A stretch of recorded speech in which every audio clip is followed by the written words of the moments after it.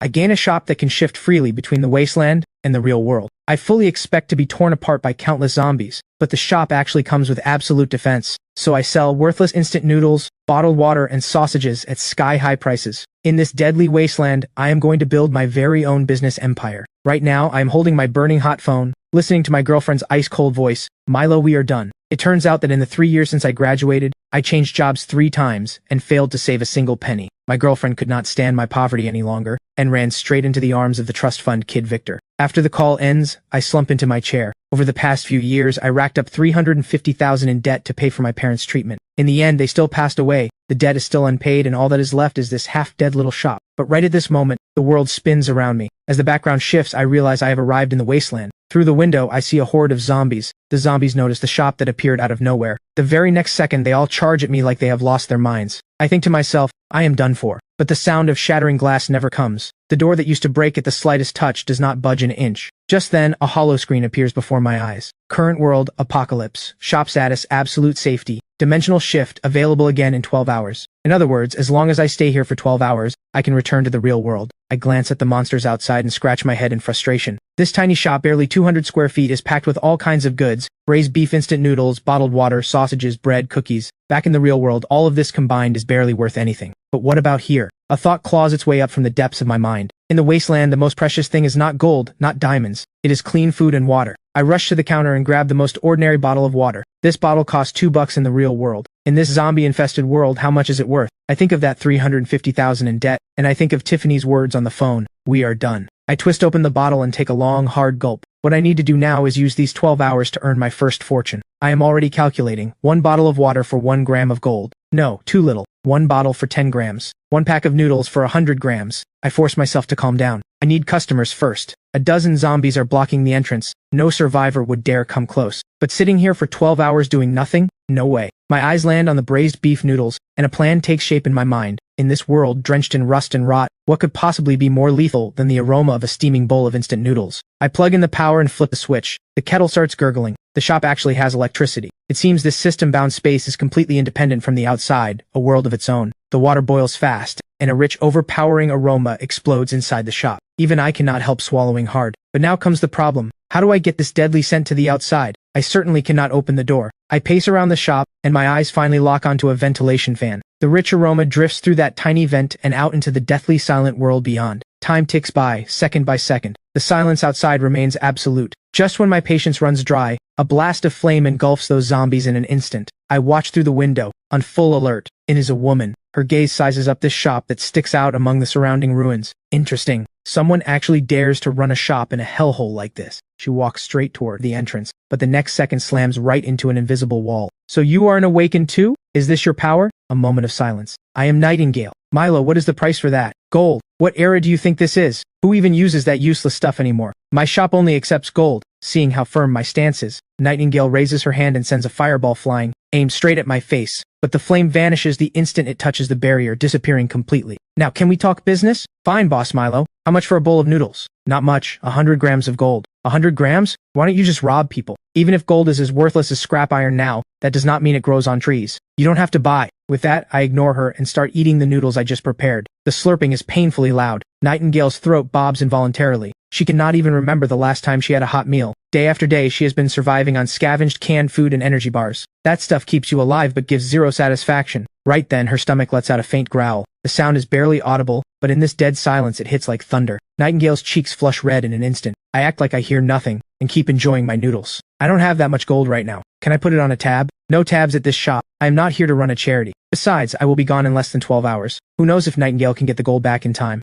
Finally, I finish the last bite and let out a satisfied burp. I casually grab a sausage off the shelf, flick it with my finger, and it arcs perfectly through the air as casually as tossing food to a stray cat. Nightingale's body goes rigid. This is pure naked disrespect. But reason tells her to pick it up and eat it. Time seems to freeze. 2.5 seconds later, hunger defeats dignity. In just 3 bites the sausage is gone. That is my good faith gesture. 100 grams of gold for 1 bowl of noodles. Fair and square. Wait for me. She drops those 2 words and turns to leave. With her abilities, as long as she finds a survivor settlement or a pre-apocalypse bank vault, getting 100 grams of gold is no big deal. But I call out to stop her. Hold on. I pull out a can of cola, nice and easy. The legendary cola. a drink you could find anywhere before the apocalypse, but today it is more luxurious than the finest wine. This one is 50 grams of gold per can. Before Nightingale can respond, I tear open a pack of spicy snack sticks. This one is cheap, 30 grams of gold a pack, ice-cold cola, spicy snack sticks, piping hot noodle soup. Before the apocalypse, these three were the cheapest combo you could find, but now they are filled with the ultimate temptation. Nightingale's fists clench at her sides until they creak. You had better have enough stock. Then her figure vanishes. She's going to get gold. Right now. Immediately. The dimensional shift still has 10.5 hours of cooldown. I start taking inventory. 10 cases of instant noodles, 15 cases of bottled water, snack sticks and sausages fully stocked. I even dig out 5 eggs in the corner. An idea sparks in my mind. A little over an hour later, a loud crash comes from outside. Nightingale is back. She looks a bit roughed up, and she is holding a black bag. 200 grams of gold. Not a gram less. A prompt appears. Allow this item one-way entry into the safe zone. I silently think. Allow. The black bag is lifted by an invisible hand and floats gently down to my feet. Nightingale's pupils contract sharply. This man is even more cautious than she thought. After verifying and counting the goods, I pull out braised beef noodles and ice-cold cola and snack sticks. Then, right in front of Nightingale, I boil another kettle. Finally, I carry that steaming bowl of noodles to the doorway. Just as Nightingale thinks I'm about to hand it over, I suddenly stop and pull an egg from my pocket. I look at Nightingale. Hey gorgeous, want an egg on top? How much? 50 grams of gold. One egg, 50 grams of gold? Why don't you just rob people? You don't have to add it. The eggs at this shop are reserved for special customers. I start putting the egg back. Wait, Nightingale, a powerful flame awakened, has always been the one others bow down to. But today she keeps swallowing her pride. The words "I don't want it" get stuck in her throat and refuse to come out. She reaches into a small leather pouch at her waist. A crystal the size of a pigeon egg rests quietly in her palm. I am out of gold for now. Use this for the egg. I raise an eyebrow, wondering what the heck this thing is. Just as I am about to refuse, a hollow screen pops up. High energy signature detected.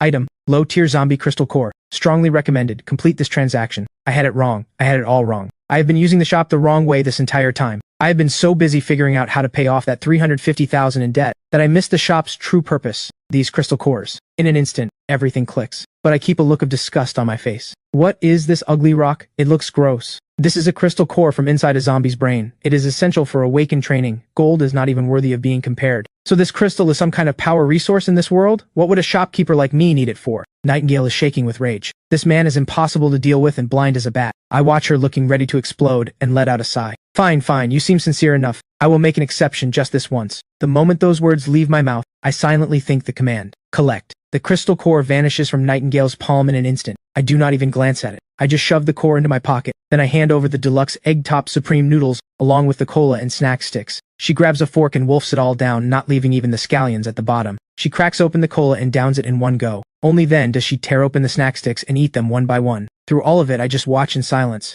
I will be back. Nightingale drops those words and disappears into the darkness around the corner. After she leaves, I pull out the crystal core. Low-tier zombie crystal core. Can break the human gene lock. Upon use, there is a chance of becoming awakened. If absorption fails, the user will be broken down into base particles on the spot. Success rate, below 1%. My hand twitches and I nearly fling the core away. What the hell? Below 1%? This is not an opportunity. This is a one-way ticket to hell. But the shop pops up a new prompt. Within the shop's range, the player is immune to all forms of damage, including but not limited to physical damage, energy blasts, mental corruption, and genetic collapse. I look at the core in my hand again. For me, this is zero risk, maximum reward. How do I use it? Swallow directly. This thing does not exactly look edible, but remembering how Nightingale summoned fire out of thin air, I swallow it whole. The next second, a violent wave of pain tears through my entire body. I curl up like a shrimp. Second after second passes until the agony finally fades, replaced by raw power surging through every muscle. Is this what it means to be awakened? This strength is terrifying. I copy Nightingale's pose and strike a stance. Fire! Nothing.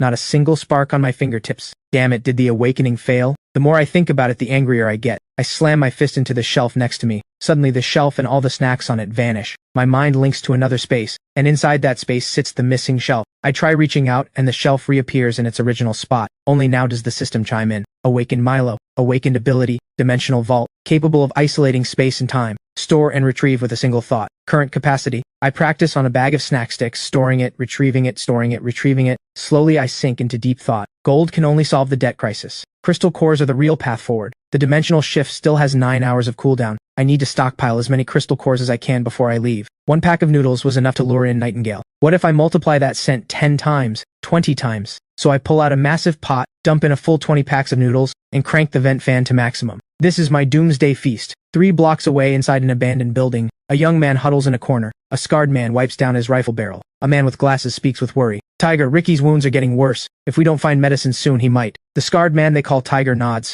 Every scrap of food in this district was picked clean long ago. Medicine is a pipe dream. But right then, a scent drifts in. Tiger, someone out there is cooking noodles. Shut up. Logic tells him this is definitely a trap. In the wasteland, anyone brazen enough to cook out in the open is either insane or a hunter with absolute power. But his starving body roars back. Find it and eat it. Specs panics too. Tiger, we are running out of time. If we are late, there won't even be broth left. Tiger knows better than anyone that if this keeps up, all three of them will starve. A fierce glint flashes in his eyes. Move. They weave through the streets and spot a small shop. A massive electric pot sits right at the entrance, filled with noodles and sausages. I lean against the doorframe, completely at ease. Trap. Definitely a trap. All three swallow hard, but do not dare take a single step forward. Just then, Tiger spots a man hiding behind an abandoned vehicle across the way. The man notices Tiger too, and quickly signals him to keep quiet. Tiger calms down and quickly spots more hidden figures. A shadow lurks in a second-floor window to the left. Metal glints from the trash pile in the alley to the right. At least 4 separate groups have been drawn here by the scent, just like them. From inside the shop, I obviously know people have gathered all around. Hey everyone, been watching long enough? Aren't you hungry? My voice is not loud, but it reaches every hidden ear. No one responds. I fish a sausage out of the pot and pop it in my mouth. I am running a business here. Peace makes profit. I have got noodles, water, and sausages. Plenty for everyone. The man behind the abandoned vehicle finally speaks up. What is the price? Gold or crystal cores? Everyone freezes for a second. Crystal cores make sense. That is the ultimate hard currency. But gold? In the wasteland, gold is worth less than a sheet of steel. Then a roar erupts from behind the trash pile. He is messing with us. This punk never planned to trade. Let's take him out. Everything in that pot, we split it. The moment those words hit the air, the atmosphere turns even more tense. Everyone's mind races. I keep eating without even looking up. You can try, but let me be clear, anyone who attacks loses their right to trade. You will just have to stand there and watch everyone else eat. The man behind the trash cannot take it anymore. Screw this, I don't buy it. He whips out a shotgun. 2 more men crawl out behind him, one with a machete, the other with a steel pipe. Everyone else watches and waits, waiting for the first fool to test me. The man pulls the trigger without hesitation, but the buckshot, about 8 feet from the shop, slams into an invisible wall. The entire time, I do not even twitch an eyebrow. I just fish out another sausage and pop it in my mouth. The entire square falls into an eerie silence. His 2 companions with the machete and the pipe stand frozen. Right then, the man behind the vehicle seems to understand something. Since physical attacks are useless, what about a psychic one? An invisible wave of energy gathers in his palm. An invisible bolt of psychic force shoots toward me. This is his ability, Psychic Pierce. But when the psychic blast hits the shop, it does not even cause a ripple. Now everyone sees it clearly. Inside this shop, I am untouchable. Tiger's back is already drenched in cold sweat. He is beyond grateful he did not act on impulse. I finally finish the noodles in my mouth and turn my gaze toward the man behind the trash pile. I already said, anyone who attacks loses the right to trade. Does anyone else want to try? Silence falls like death. The tension is so thick it is about to drive everyone insane when the rhythmic click of high heels approaches from the distance. Everyone turns toward the sound. It is Nightingale. Tiger recognizes her. Or rather, in these ruins, any survivor who has lived long enough has heard the name Nightingale. A top-tier awakened who wields flame. Why is she here? You sure know how to make a scene. There are always those who don't listen. I suggest all of you drop whatever ideas you are having. Forget your junk weapons. Even I cannot scratch this shop. Dead silence blankets the square again. Tiger takes a deep breath and slowly steps out of hiding, hands open to show he means no harm. Other hidden figures start emerging too. Nightingale ignores everyone else. She pulls a few items from her belt. 3 gleaming gold bars, each one 100 grams. I want cookies, canned food, and water. Everything that is easy to carry and store. For a top-tier hunter like Nightingale, ready-to-eat industrial rations are the smarter choice.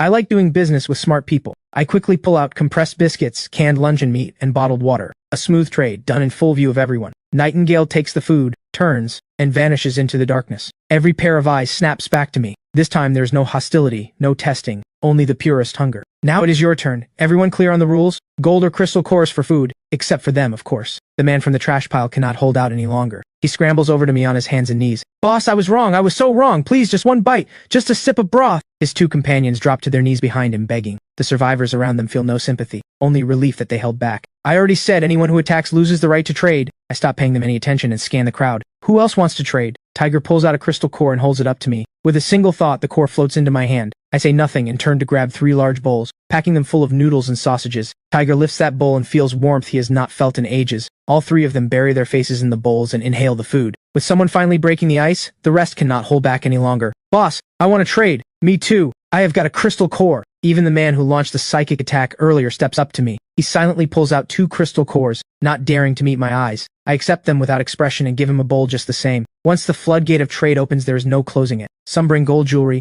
others bring crystal cores of all sizes. Soon my counter is piled high with over a dozen cores and the massive pot of noodles is running low. But right then, the three men from before completely lose it. If I cannot eat, then none of you will either. He lunges at a scrawny survivor. Noodles and broth spill everywhere. The other survivors who are eating all stop. Every eye turns on the rule-breaking maniac with cold fury. I stop serving and watch the spectacle. Then suddenly a flash of fire shoots out. He does not even have time to scream. His entire body turns to a handful of ash. His two companions follow him in the same breath. In under 3 seconds, all three vanish from the face of the earth. Nightingale steps slowly out of the darkness. I hate people who break the rules. I grab a can of cola from the cooler and toss it to Nightingale. I say nothing and go back to stirring the noodles. Trade continues in perfect harmony. Tiger's group has already finished eating, not a single drop of broth left. More and more people pour in from every corner of the ruins. The shop's shelves empty at a shocking pace. No one complains about the prices. No one causes trouble. Eventually, I sell out every last item in the shop. Nightingale tosses her empty cola can aside and walks up to me. You made a fortune. When are you coming back? No idea. Nightingale gives me one long look, then turns and vanishes into the darkness.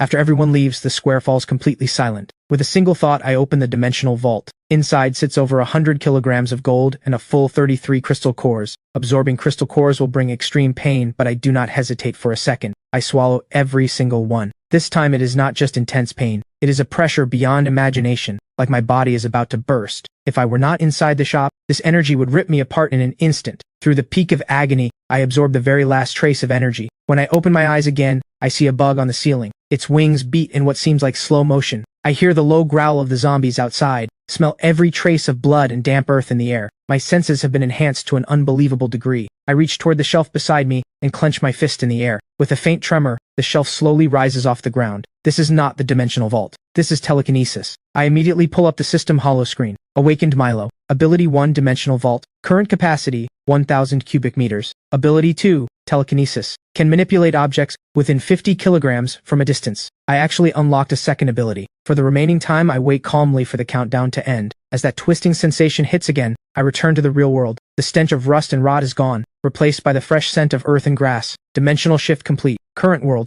Earth. Next shift available in 12 hours. It is still dark outside. I climb back onto my folding cot and sleep for a few hours. At 9 in the morning, I walk into an antique shop at the trade market. Sir, do you buy gold? The owner asks, what purity? Where did you get it? I say nothing and set 2 gold bars on the counter. The heavy thud makes the owner sit bolt upright. He inspects them for a solid 10 minutes before looking up. Top quality. My best offer, 580,000, 700,000. Kid, that is too high. I have got risk on my end and expenses to cover. 700,000. The owner goes silent for a full 30 seconds. Then my account receives a transfer of 700,000. Walking out of the market, I immediately dial the debt collector. Hello? Who is this? Milo. Oh, so you finally call. What, you actually scraped together the money? That is right. Abandoned cement factory number 3, west side of town, 3 in the afternoon. Bring the cash. Come alone. 3 in the afternoon. The cement factory. Bruno stands with 7 or 8 thugs behind him. Seeing me show up alone, he spits out his cigarette butt. Where is the money? Where is the note? Bruno grins. Prices have been going up lately. The boys need to eat too. He holds up 5 fingers.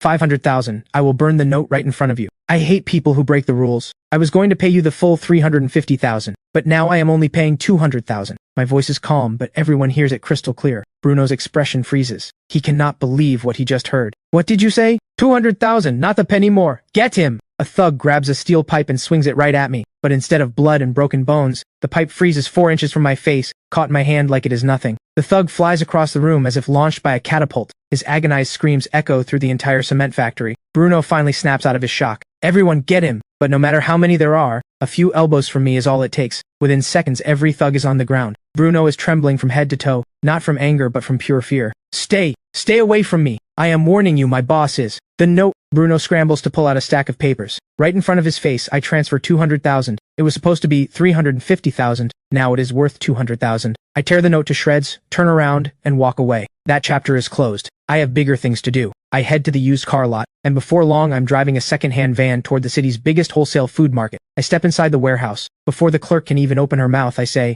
I need 200 cases of instant noodles, 100 cases of sausages, 200 cases of compressed biscuits, 100 cases of canned beef, and 500 cases of bottled water. Stunned by the volume, the staff still gets it ready fast. Why would they question it? The one paying is the one in charge. It takes me the entire day to move everything out. The dimensional shift has 2 hours left. Yesterday was my first trade. Most of the gold was scavenged on the spot from the ruins. To maximize profit, I need volume. I need to partner with the outposts and let them collect the gold. Feeling the power inside me fills me with a strange detachment from my old life. In the remaining 2 hours, I decide to have one good meal and say goodbye to who I used to be. So I drive to the most upscale restaurant in the city. Compared to the luxury cars out front, my van sticks out like a sore thumb. Even the doorman assumes I am here to mooch a parking spot. Sir, this place is. I just pull out a gold nugget the size of a bean and hand it to him. Park it right, park it wrong, and I will break your legs. The heavy weight of that nugget in his hand makes the doorman freeze on the spot. I do not look at him again and walk straight into the restaurant. Soft lighting, well-dressed guests. Everything looks so elegant and relaxed. The polar opposite of the wasteland. Just as I am reading the menu, a woman's voice calls from nearby. Milo? The voice belongs to my ex-girlfriend Tiffany. The man beside her is none other than the trust fund kid Victor. Victor is caught off guard for a second, then wraps his arm around Tiffany's waist and walks over.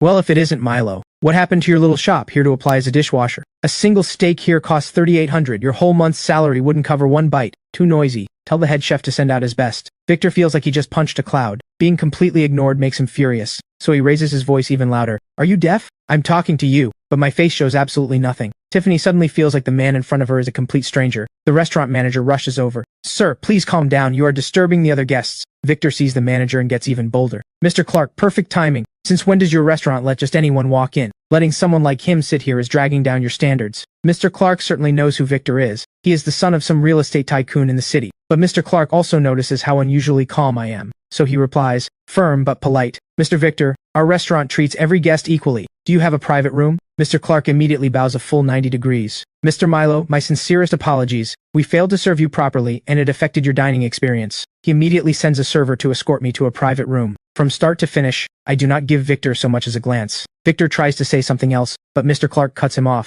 Mr. Victor, please stop causing a disturbance immediately. Otherwise I will have no choice but to have security escort you and this young lady out. Inside the private room, course after course of exquisite food arrives at my table. There was a time when I could not even afford to walk in the door. Now, having tasted it all, I realize it is nothing special. After the meal, I head back to the shop. The next shift is 150 seconds away. The moment the timer hits 0, the noise of the city vanishes, replaced by the dead silence of the wasteland. The 12-hour cooldown has dropped to 11. I suspect that as the number of shifts increases, eventually I will be able to travel back and forth without limits. I sense many eyes watching me. The survivors from last time have already spread the word about the mysterious shop to every corner. The ones showing up now are no longer starving stragglers. They are organized scouts. After about 10 minutes, a figure approaches the shop. A man with a rifle on his back stops at my door. The name is Scorpion. I represent Bedrock Outpost, and I would like to talk. Talk about what? Our outpost needs supplies. Food, water, medicine, weapons, ammo. We want it all. I do not sell weapons. Not a flicker of disappointment crosses Scorpion's face. He clearly expected that answer. He pulls a gold bar from his pocket and sets it on the counter. Consider this a deposit. We want to establish a long-term partnership. We are hoping for a discount. My prices are the same for everyone. Just then, faint movement ripples through the shadows behind him.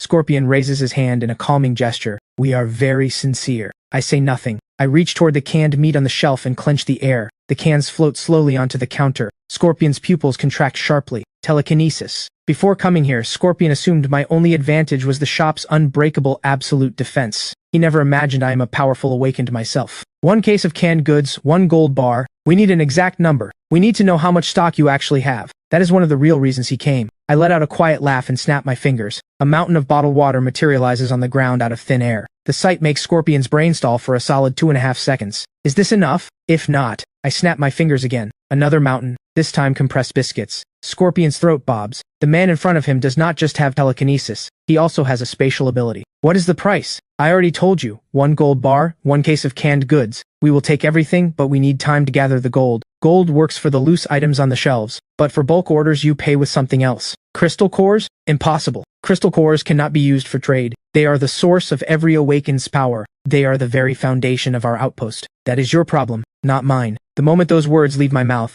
both mountains vanish into thin air. The leverage in this deal has been mine from the very start. If Scorpion refuses once other outposts accept the terms, Bedrock will eventually crumble and fall apart for good. We need a specific exchange rate. 100 gold bars plus 10 crystal cores for the water. As for the biscuits, double the price. Scorpion's fists clench so hard at his sides they turn white. This is not just highway robbery. This is a holdup. Scorpion forces himself to breathe and calm down. I need to report back to our leader. That gold bar is your fee for asking directions. I nod, pocket the bar. Scorpion says nothing and retreats slowly into the darkness. I go back behind the counter and wipe down the already spotless surface unhurried. 10 minutes later, 3 figures step forward. A middle-aged man wearing glasses flanked by 2 soldiers. Hello, shop owner. My surname is Keen. Everyone calls me Professor Keen. I am from Lighthouse Shelter. I say nothing and simply watch him. From an economic standpoint, your current model is unsustainable. Once the outposts lose too many crystal cores, they will inevitably collapse. And then who will you sell to? Then whatever is left becomes even more valuable. The smile on Professor Keen's face freezes solid. I do not care about the system or the future. The only thing that matters is that I set the prices. Right then, Nightingale steps out of the darkness. A crystal core drops onto my counter. Without a word, I pull out a self-heating rice meal, a can of beef, and 2 bottles of water. Nightingale takes the goods, turns and walks away. The entire exchange happens in silence. Professor Keen's so-called rational analysis has just become the biggest joke of the day. 100 gold bars plus 10 crystal cores. We will take the water. Deal. But the price just went up. Your little lecture wasted 3 minutes of my time. So now it is 15 crystal cores. We will take it. The man in front of them may not be the strongest awakened in the wasteland, but his shop is the ultimate trump card. Professor Keen pulls out a military communicator. Bring 100 gold bars and 15 crystal cores. About 20 minutes later, the roar of vehicle engines rumbles in the distance. 2 metal crates land in front of me, one packed with gold bars, the other holding 15 crystal cores. I toss case after case of water beyond the barrier. After the deal is done, several figures emerge from the darkness. Scorpion is back, and behind him stands a 20-strong squad. Both sides instinctively train their guns on each other. We brought what you asked for. The crates open. Not just gold bars, but 20 crystal cores. 10 more than I demanded. Scorpion lets his actions speak louder than words. Professor Keen's face turns deathly pale. Even in the apocalypse, people are one-upping each other. I give a casual wave and pull stacks of compressed biscuits and several cases of canned beef from the dimensional vault. On the house. Scorpion's breath catches for an instant. He bet right. He immediately bows deeply to me, then turns to face Professor Keen. Bedrock came here to trade. We do not want trouble. But if Lighthouse tries anything here, we are ready for a fight. On cue, every gun behind Scorpion chambers around. The Lighthouse soldiers squeeze out a few words through gritted teeth. We are leaving. I watch it all in silence. Fascinating. One faction built on technology and knowledge, another built on brute force and discipline, Bedrock. After Lighthouse leaves, Scorpion bows once more and pulls out fast. These 2 deals net me another 100 kilograms of gold. The quiet does not last long. This time 3 convoys roll in from different directions. Zombie shrieks erupt from every direction. All 3 factions give the order almost simultaneously. Open fire. Heavy machine guns and assault rifles crack on one side while awakened hurl fireballs and ice spikes on the other. After the last zombie drops with a headshot, the square settles into a fragile calm. Boss Warax has something to say. Arcshelter is here with full sincerity too. Line up. Start over there. Warax runs this whole East District. Since when do we wait in line? Boss, what are you trying to say? We came here with respect and cleared out the zombies for you. I said, line up. If Warax does not follow the rules, I will not sell you a single thing. Warax still carries weight in this East District. Making friends with us would not hurt. I do not care about one more friend or one less. Either follow the rules or leave. Line up? Where does that leave Warax's reputation? The bald brute lets out a growl as if he has made up his mind. He turns to his men and waves hard. Bring the crates up front. I am buying first today. 2 Warax members haul a heavy metal crate forward. Someone broke the rules. Trading is over. With one sweep of my hand, every last bit of stock vanishes into my dimensional vault. The entire shop is empty in a heartbeat. The other 2 factions glare at the bald brute with pure fury. I came here with gold and crystal cores to do you a favor. Don't push your luck. Nobody in the East District dares to ignore Warax. Who do you think you are? I hate barking. Open fire. Blow this dump to dust. A hail of bullets rips toward the shop, but every single round is stopped by the invisible shield. Not only will I never sell Warax another thing, I am putting a bounty on your head. 100 cases of canned beef. Every Warax member freezes. I raise my hand and 100 cases of canned beef appear on the ground. Instantly, every pair of eyes shifts to the bald brute. You all want to turn on me? I am the 3rd boss of Warax. The Hive accepts that bounty. Arcshelter does too. And you? You are betraying me as well? The Warax members exchange glances. No one dares to meet his eyes. Loyalty. In the wasteland, loyalty is the cheapest thing there is. Suddenly a blade plunges into the bald brute's chest. The one who struck is his own lieutenant. Why? Why? The lieutenant's face shows nothing. 3rd boss, the boys need to eat too. Then he turns toward the shop. We took him out. This deal belongs to Warax. I already said I will not sell Warax a single thing. They killed their own 3rd boss with their own hands and got nothing in return. However, if these people are no longer Warax members, I only refuse to trade with Warax. As for anyone else, that is a different story. My name is Vera, Supply Chief of Arcshelter. On behalf of Arc, I formally invite all of you to join us. The Hive also welcomes capable allies. The lieutenant's mind races. We will join Arc. Fighters behind him lower their weapons in unison, pledging allegiance. I lean against the counter and give a casual wave. The mountain of 100 cases of canned beef settles right in front of the lieutenant. The lieutenant knows how to play the game. He walks up to Vera and says, Chief Vera, we are grateful for Arc's protection. These canned goods are a gift to you as a token of goodwill. The Hive crew watches with envy, but they do not dare get any ideas. This time no one raises a single objection. Vera takes her place behind the tiled step. The lean man from the Hive silently lines up behind her. What do you need? Compressed biscuits, water, and noodles. 2 crates pop open. Inside are 50 gold bars and 20 crystal cores. After the deal is done, she is in no rush to leave. Boss Milo, do you take pre-orders? I do. What do you need? Antibiotics, cold medicine, as much as you can get. Go back and make a list, then bring me a deposit. I will have the goods ready next time. Next up is the lean man from the hive. Just like Vera, he pre-orders medicine plus cigarettes and liquor. After the organized trades wrap up, a handful of individuals step up to trade. Some bring gold jewelry, others bring small crystal cores. But then one person brings something completely new, a vehicle battery. The energy density and cycle life of batteries in this world are nearly double what exists in mine. It suddenly hits me. I have been treating this world as nothing more than a crystal core and gold cash machine, completely overlooking the technology this world already had before the disaster struck. I turn around and pull out 2 loaves of bread, a bottle of water, and 2 sausages. The surrounding survivors are stunned. That much for a battery? From now on, I am buying these batteries too. In the back of the crowd, several lone wolves quietly form a circle around the man. He clutches the food tight against his chest, his body shaking. This food is not hope. It is a death sentence. I have questions for this man. Anyone who moves, I will gladly spend a few more cases of canned beef on your heads. Every lone wolf freezes on the spot. After all, Warax's third boss is still lying dead just a few steps away. What is your name? Owen. Owen. Where did this battery come from? Skyreach Tech Park. I used to be a battery engineer at Skyreach Technologies. This Thor Mark 7 is our flagship product. When the disaster hit, we had just finished a production run. The company warehouse still has tens of thousands of finished batteries, but every one of the thousands of employees in the park turned into zombies. I nod. If I use the gold I have to replicate a production line back home, the Thor Mark 7's performance specs could absolutely ignite an energy revolution in the real world. Assuming the production line is destroyed, can you recover the full manufacturing process for this battery? Every raw material formula and procedure? The park servers have complete documentation. As long as I can access a server, I can pull everything out. The way I look at him changes completely. This is no down on his luck engineer. He is a walking key to a treasure vault. For this, I am going to need help from the local powers. With that in mind, I look at Owen. From now on, you work for me. Your job is to evaluate every piece of tech I receive. In return, I will provide you with food and water. A wave of uncontrollable joy surges through Owen's heart. What does it mean to turn your life around overnight? This is exactly what it means. But some survivors are quick thinkers. If Owen can change his fate with a single battery, why can't they? In an instant, a gold rush sweeps through the survivors. A salvaged motherboard from a military drone, a sealed biological sample cooler, even half a burned academic journal. I turn nothing away and hand everything to Owen for evaluation. The gold rush carries on well past midnight. Just then, 2 blinding headlights tear through the darkness, followed by the steady roar of powerful engines. Vera and the lean man step out of their vehicles almost at the same time. Several crates packed with gold and crystal cores sit heavy on the ground. This is a deposit from Ark in the Hive. Deposit received. I will have your goods ready for the next trade. Vera and the lean man bow at the same time, their posture respectfully low. Although the deal is done, neither of them shows any sign of leaving. Their eyes fix on Owen and the pile of tech scrap on the ground. My gaze stays calm. In the north district of the ruins sits Skyreach Tech Park. Tens of thousands of finished Thor Mark 7 batteries are stored there, but the place is infested with over 5,000 zombies.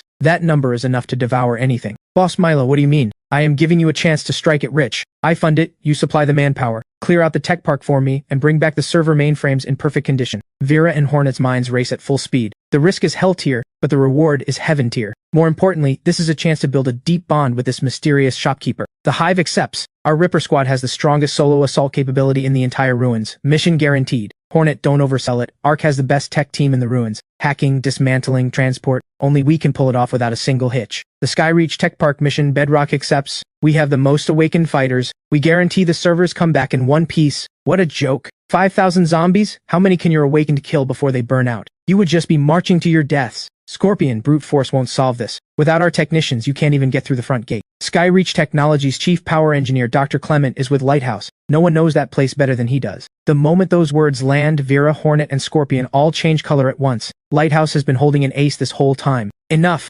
I don't care if it is Ark, Bedrock, or anyone else. I only care about results. If a single server gets damaged, if I don't get what I want, none of you will ever trade so much as a grain of rice from me again. The faces of all 4 representatives drain of color. My words are that direct, that merciless. Bedrock agrees to cooperate. With the first to agree, the other 3 factions quickly follow suit. The 4 most powerful factions in the ruins forge an unprecedented alliance. A terrifying force of nearly 100 awakened and several hundred elite soldiers is born. I point at Owen. He goes with you. Bring him back without a single hair out of place. Rest easy, Boss Milo. We guarantee Mr. Owen's safety. This operation has one more potential risk, Warax. Their third boss died right here. Ragnar holds a grudge over the smallest slight. He will never let this go. Warax may not match them in strength, but if they focus on sabotage, any disruption during a battle against thousands of zombies could be catastrophic. Every pair of eyes locks onto me. One captured Warax grunt is worth 10 cases of canned beef. A squad leader is worth 100. As for their boss Ragnar, I will pay 1,000 cases. No matter if it is you or any drifter in the ruins, whoever brings me his head, the canned goods are theirs. All four factions draw a sharp breath. The risk Vera mentioned is no risk at all in front of this man. The square falls dead silent. Not a single representative dares to harbor any hidden agenda. Today it is war axe. Tomorrow it could be any one of them. Once a bounty is issued, there is no room for negotiation. Vera, Hornet, Scorpion, Professor Keen, four people whose every step shakes the ruins, do not waste another word. They finalize the mission assignments at top speed, then load up and drive off. Before leaving, Vera walks over to Owen. Mr. Owen, please come with us. We will need more details about the tech park on the way.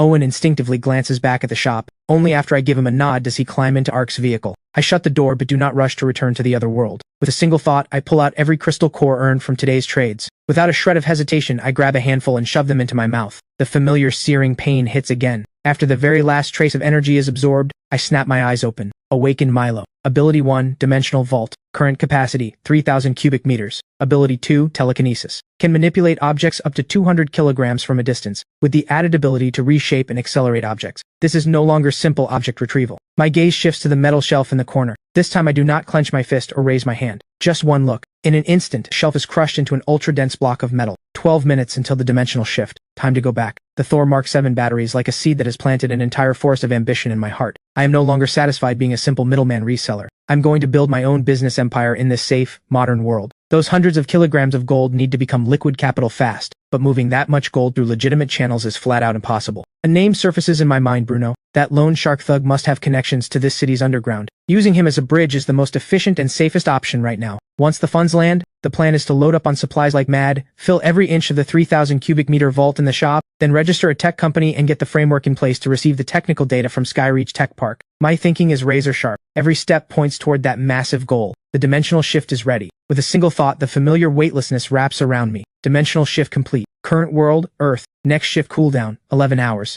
Outside the window, the city glows with neon lights and rushing traffic. Compared to the ruins just seconds ago, it feels like two entirely different universes. This extreme contrast only makes me more certain. I must hold on to this power with everything I have. Back on Earth, I do not leave the shop right away. Instead, I lie down on the bed. The surge in mental power has drastically reduced my need for sleep, but a few hours of rest still brings the body back to peak condition. When I open my eyes again, it is 11 in the morning. After a quick lunch, I dial Bruno. Hello? Who is this? Milo. Milo. Boss, what can I do for you? I have some product I want to move. Boss, if you don't mind me asking, what kind of? There is a bit of risk, but not much. Same cement factory as last time, come alone. Got it. I will be there on the dot. Soon it is 3 in the afternoon. Same cement factory, but this time I am the one sitting on the couch. Bruno arrives right on schedule. He barely dares to breathe in my presence. Boss, what are you looking to move? I casually pull a gold bar from a burlap sack. Bruno's pupils contract slightly. A 500-gram gold bar. Valuable, sure, but any decent gold shop could handle it. Just as he thinks that, I pull the sack open wider. It is packed with gold bars. Bruno freezes on the spot. His mind goes blank. That is not one bar. It is a pile. 20 bars, 500 grams each. Bruno starts shaking uncontrollably. 20 bars at 500 grams each. That is 10 kilograms. Did someone rob a gold vault? Or hijack an armored truck? He thinks back to what I said on the phone. Not much risk.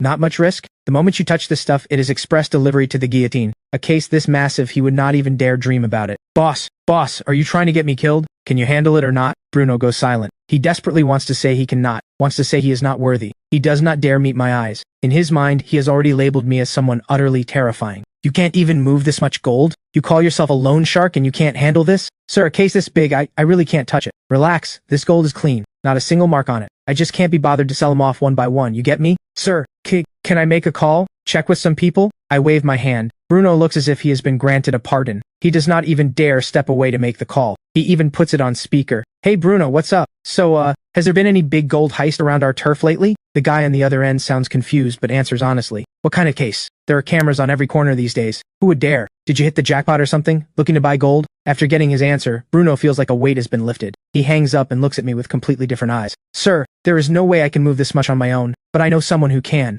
I wave my hand again. Bruno dials another number with trembling hands. What is it? Sylvia, it's Bruno. I've got a big player here with a batch of gold to sell. Serious volume. How much? T10 kilograms, and there's more after that. This time the silence on the other end drags even longer. Half an hour, the usual place, I will inspect it personally. 30 minutes later, we arrive at a private club. Sylvia is a woman in a fitted silk dress. She gestures for me to take a seat. I do not hold back. I stride over and sit down, then drop the sack onto the table. The woman called Sylvia does not pause her tea pouring. Only after sliding the cup in front of me does she finally speak. And you are? Milo. Mr. Milo, may I see the goods? I nod. After the bag is opened, 10 gold bars sit there quietly. Sylvia's technique is razor professional. She examines them for a long time, murmuring to herself, 999 purity, full weight, standard gold bars. Finally she looks up at me. Mr. Milo, a batch this size, where did it come from? I pick up the teacup and take a quiet sip. Mr. Milo, it is not that I don't trust you, but this business has its rules. 10 kilograms is not a small number, I need to know. She studies my expression as she speaks, but I say nothing. I just glance at Bruno. He gets the message instantly and hurries out of the room. Then I pull a gold bar from the bag.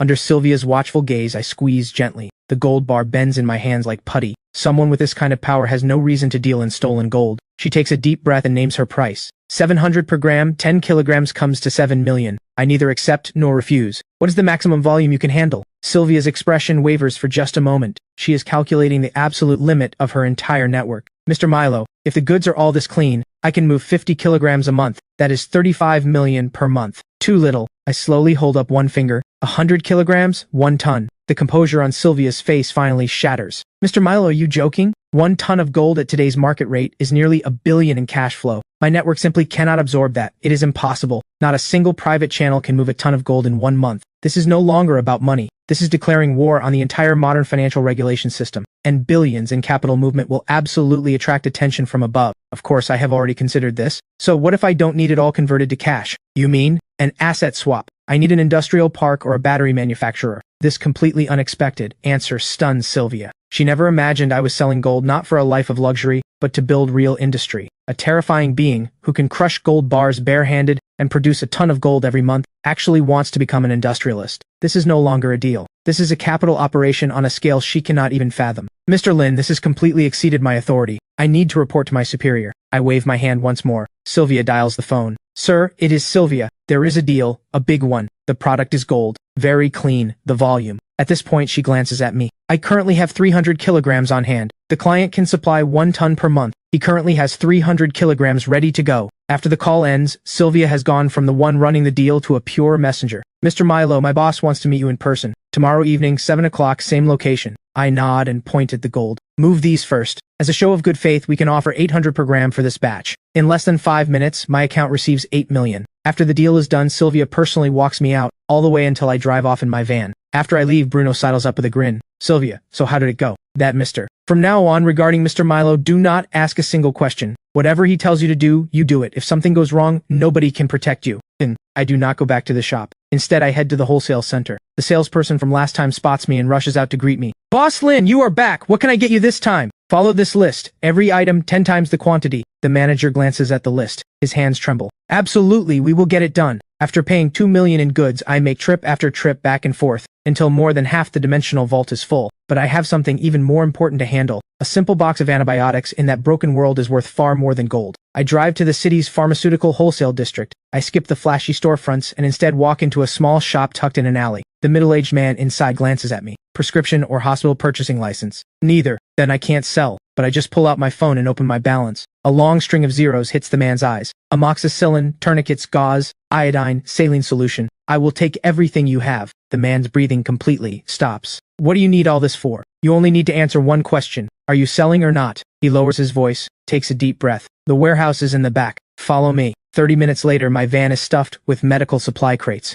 Over 1 million wired out. Next stop, the hardware district. Diesel generators. This model. I want 20 units. Solar power banks and matching storage batteries. I will take them all. Wrenches, pliers, welding machines. Yes, do not unbox them. Load them by the crate. Last stop, fuel. I cannot buy through official channels, but Bruno gave me an address. A private fuel depot hidden on the outskirts of town. When the owner learns I want hundreds of barrels of gasoline and diesel, he practically wants to adopt me on the spot. The millions I spend this time will come back 1,000 times over in the other world. The dimensional shift still has half an hour of cooldown, but I decide to hold off. After all, shifting now would put me there at night. I plan to adjust the timing. Arriving in daylight is ideal. Morning comes. I open my eyes at exactly 6 in the morning. The familiar weightlessness instantly wraps around me. Dimensional shift complete. Current world, the apocalypse. Next shift cooldown, 10 hours. The moment I open the door, a group of lone survivors rushes up. Boss, I have got a battery. In his hand is a Thor Mark 7 battery. The next second the battery vanishes, replaced by bread and bottled water. Over the next hour, survivors swarm in non-stop. Then, at 7 o'clock sharp, a faint rumble shakes the ruins. The 4 factions have arrived. All 4 representatives step out of their vehicles. Boss Milo, we are ready. All technical personnel and equipment are fully in position.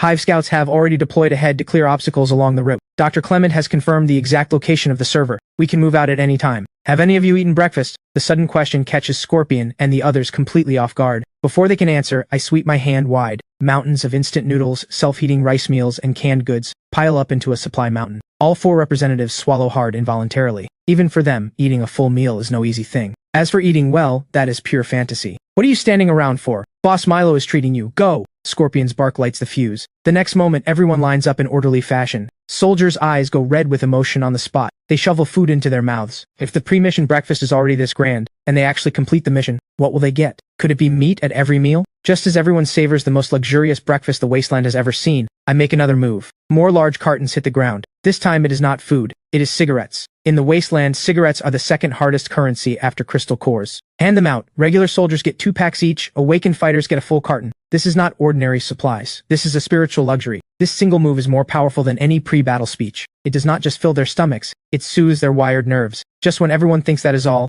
I raise my hand again. This time it is several black cases stamped with technical markings. Professor Keene rushes forward and cracks open one of the cases. Inside are reconnaissance drones. The other cases hold matching tactical radios. Interference-resistant, ultra-long battery life, thermal imaging. With these, we can avoid 90% of the danger before it even gets close. Scorpion, Vera, and Hornet crowd around. Their breathing turns heavy. In the past, they could only send scouts to risk their lives on recon. Communications were basically just shouting. This is a total game changer. Bellies full, every fighter's morale is at an absolute peak. Move out! The roar of engines merges into a steel flood that shakes the ground itself. The 4 factions of the ruins roll towards Skyreach Tech Park. Bedrock's heavy trucks lead the charge at the front, using reinforced rams to tear through abandoned vehicles blocking the road. ARC's convoy holds the center. Vera monitors the surroundings from her vehicle via drone, calmly coordinating each unit's route. The Hive's motorcycles, led by Hornet, patrol both flanks. Lighthouse's transport trucks hold steady at the rear, protecting Professor Keene, the tech team, and Dr. Clement. Just then a Hive scout's voice crackles over the radio. Small zombie cluster 500 meters ahead, roughly 30, no special variants. Vera responds immediately. ARC Squad 2 clean them out. The moment she finishes, several off-road vehicles break from the main column. Roof-mounted machine guns open fire. A hail of bullets rips the zombie cluster apart in seconds. The entire process is smooth and flawless, without a wasted second. Meanwhile, back at the shop, I lean against my folding cot, watching the monitor in front of me. The screen shows a crystal-clear feed from the drones. The steel convoy halts 1 kilometer from Skyreach Tech Park. The park looks like a small city. 5-meter-tall alloy walls stretch around it in every direction, and every 100 meters stands a watchtower blinking with red lights. Combat units quickly spread out and hold position. Scorpion, Vera, Hornet, and Professor Keene gather together, all 4 of them staring at the screen with grave expressions. Vera zooms in on the gate structure and speaks. The main gate system is completely locked down. We need high-yield explosives to blow it open. Scorpion's eyes flash with a fierce edge. Perfect. Draw every last one of those things out and slaughter them all. Saves us from hunting them down room by room. Everyone agrees. Vera immediately begins planning. Build a fan-shaped defensive perimeter centered on the gate. We hold the breach. Shred every zombie that pours out. Lighthouse handles the demolition. Hive handles perimeter watch and path clearing. Bedrock holds the front line. Execute. The instant she finishes, all 4 factions spring into action. The entire joint force operates like a precision war machine. Bedrock fighters build the first defensive line right in front of the gate, mounting heavy machine guns aimed directly at it. ARC personnel rapidly set directional mines. Several Earth-type awakened press their palms to the ground. A deep rumble shakes the earth, then the solid ground begins to churn. Trench after trench rips open out of nowhere, forming a complex kill zone. Before long, a crude but deadly defensive fortification takes shape. Demolition experts slap high-yield explosives onto the alloy gate then pull back fast. Moments later, an ear-splitting blast tears through the air. In that instant, a massive breach rips open in the gate. The entire field falls into dead silence for several seconds. Then suddenly, countless shrieks pour from the breach. A dense sea of zombies floods through the opening and charges the defensive line. Open fire! At Vera's command, the heavy machine guns erupt in a blaze of fire. Riflemen in the rear open up with concentrated volleys. The wall of bullets tears through the zombie tide, but the sheer number is overwhelming. Countless zombies use fallen bodies as cover and keep charging. In the blink of an eye, they reach the forward perimeter. In barely 10 seconds, the trenches are packed with corpses. More zombies stampede across the bridge of bodies. Right then, the directional mines detonate. A massive blast wipes a huge swath clean in an instant, but fresh waves of black flood fill it right back in. Scorpion roars, "Hold the line!" He grabs a light machine gun himself and pours fire into the tide. Behind him, Bedrock soldiers hold the line with everything they have. On my monitor, blood and carnage fly everywhere. Everything is under control. I watch it all without expression, raising my hand to steer a drone over the entire tech park. Inside, the zombie density is thinning out. Just then, Nightingale's figure appears at the corner. Behind her stands a group of awakened. They eye the shop's fully stocked shelves with naked greed and longing. Nightingale stays perfectly composed. She looks me straight in the eye and gets right to it. "I heard you are hitting Skyreach Tech Park. My people and I can help." My eyes sweep across the group. A faint, amused smirk tugs at my lips. Help? Vera and Scorpion have it covered. Nightingale hears this, and her expression turns subtle. She takes a deep breath. Anything they can do, we can do better. Now she has my interest. I point at the monitor in front of me. See that breach? Every zombie that comes through it is yours. As an advance, each of you can pick up 1 can of beef from Vera. Then show me whether you have earned a seat at the table. The awakened flush with shame and anger. 1 can of beef and you expect us to fight to the death? You think we are beggars? Outraged voices erupt one after another. Nightingale does not hear a word of it. She locks her eyes on me. All of you, shut up. If you want to leave, get lost right now. If you want to stay, follow me to pick up your canned beef and get to work. With that, she turns and strides toward the tech park. The awakened are left staring at each other. After a moment, Scar grits his teeth and follows. The rest see this and fall in line one by one. From inside the shop, I take it all in. A cool, faint curve forms at the corner of my mouth. What I want is not a pack of mercenaries who only care about payment. I want a force that is loyal to me. Before long, Nightingale arrives at the front line with over a dozen awakened. Vera frowns slightly at the sight. Nightingale wastes no words. Orders from Boss Milo. From now on, that breach is ours. Vera asks nothing more. She simply hands out a crate of canned beef. Nightingale and her people accept the cans without expression, then march straight toward the zombie tide without a second thought. Vera watches this with a complicated look. She does not understand why I would send a ragtag bunch of loners into battle, but she swallows her doubt and issues a new order. All units conserve ammunition. Shift fire to both flanks. In an instant, the gunfire thins out. A deadly gap opens in the front line. Countless zombies surge toward the opening. Scar lets out a beastly roar at the sight. He transforms into a hulking humanoid beast over 2 meters tall, charges headlong into the tide, and sends over a dozen zombies flying on impact. The others join the fight. All kinds of awakened abilities explode across the battlefield. But the problem becomes painfully obvious almost immediately. Every awakened is fighting solo. Zero coordination. Their attacks are savage and effective, but their defense is full of holes. Zombies keep slipping through the gaps, and the soldiers behind them have to pick off each one. Nightingale stands at the rear the entire time, watching with cold eyes. Before long, signs of collapse begin to show. Only then does she move. She slowly raises her right hand. An otherworldly flame lotus blooms silently in her palm, radiating a spine-chilling aura of pure destruction. Fall back! The awakened scramble backward in a frenzy. The next second, Nightingale steps forward and gently pushes the flame lotus from her palm. The lotus drifts free, floating lightly toward the center of the tide. The instant it touches down, it erupts into a firestorm that completely engulfs everything within dozens of meters. Over 100 zombies are reduced to ash in the blistering heat. Moments later, the flames die out. Everyone stands frozen, jaws dropped. I watch the monitor and crack a smile. Nightingale is interesting, strong enough, and a clear head on her shoulders. As for the rest, nothing but a ragtag mob. While I am thinking, I notice the flow of zombies from the breach has thinned to a trickle. The interior is nearly cleared. Vera and the others notice it too. Morale surges across the battlefield. After several more rounds of concentrated fire, the zombie tide is cut off for good. Vera's voice rings across the entire line. All units advance, maintain combat formation, move into the park and secure the central plaza. Engines roar back to life. The steel flood pours into Skyreach Tech Park. Inside, over 100 roads branch in every direction. High-tech buildings tower on all sides. Before long, Professor Keene successfully connects to the park's local network. He projects a 3-dimensional map into the air. Vera quickly divides the map into 4 zones. Split up. That is the only way to maximize efficiency. Bedrock clears the east zone. Owen goes with them to check if the production line is intact. The hive sweeps the outer perimeter and rooftops. Ark takes the west zone administration building and data center. Lighthouse escorts Professor Keene and Dr. Clement into the research building to locate the main server. Moments after the orders drop, the joint force splits into 4 teams and pushes toward their targets. Nightingale's group, however, is left standing alone. Every one of them wears a complicated expression, watching helplessly as the 4 factions roll out. Right then, Vera doubles back. Boss Milo has a message. He wants your group to clear the 6 dormitory buildings on the north side. Any issues? Nightingale gives a quiet nod, then sets off toward the dormitory district. Her people follow without a word. Meanwhile, the Lighthouse squad reaches the research building. Professor Keene immediately sends soldiers to sweep the corridors clean, then takes the elevator down to sublevel 3 with Dr. Clement. Moments later, the elevator doors slide open silently. At the end of the sublevel 3 corridor stands a heavy blast door. Dr. Clement spots it and strides forward, punching a string of characters into the control panel beside the door. A click echoes through the corridor.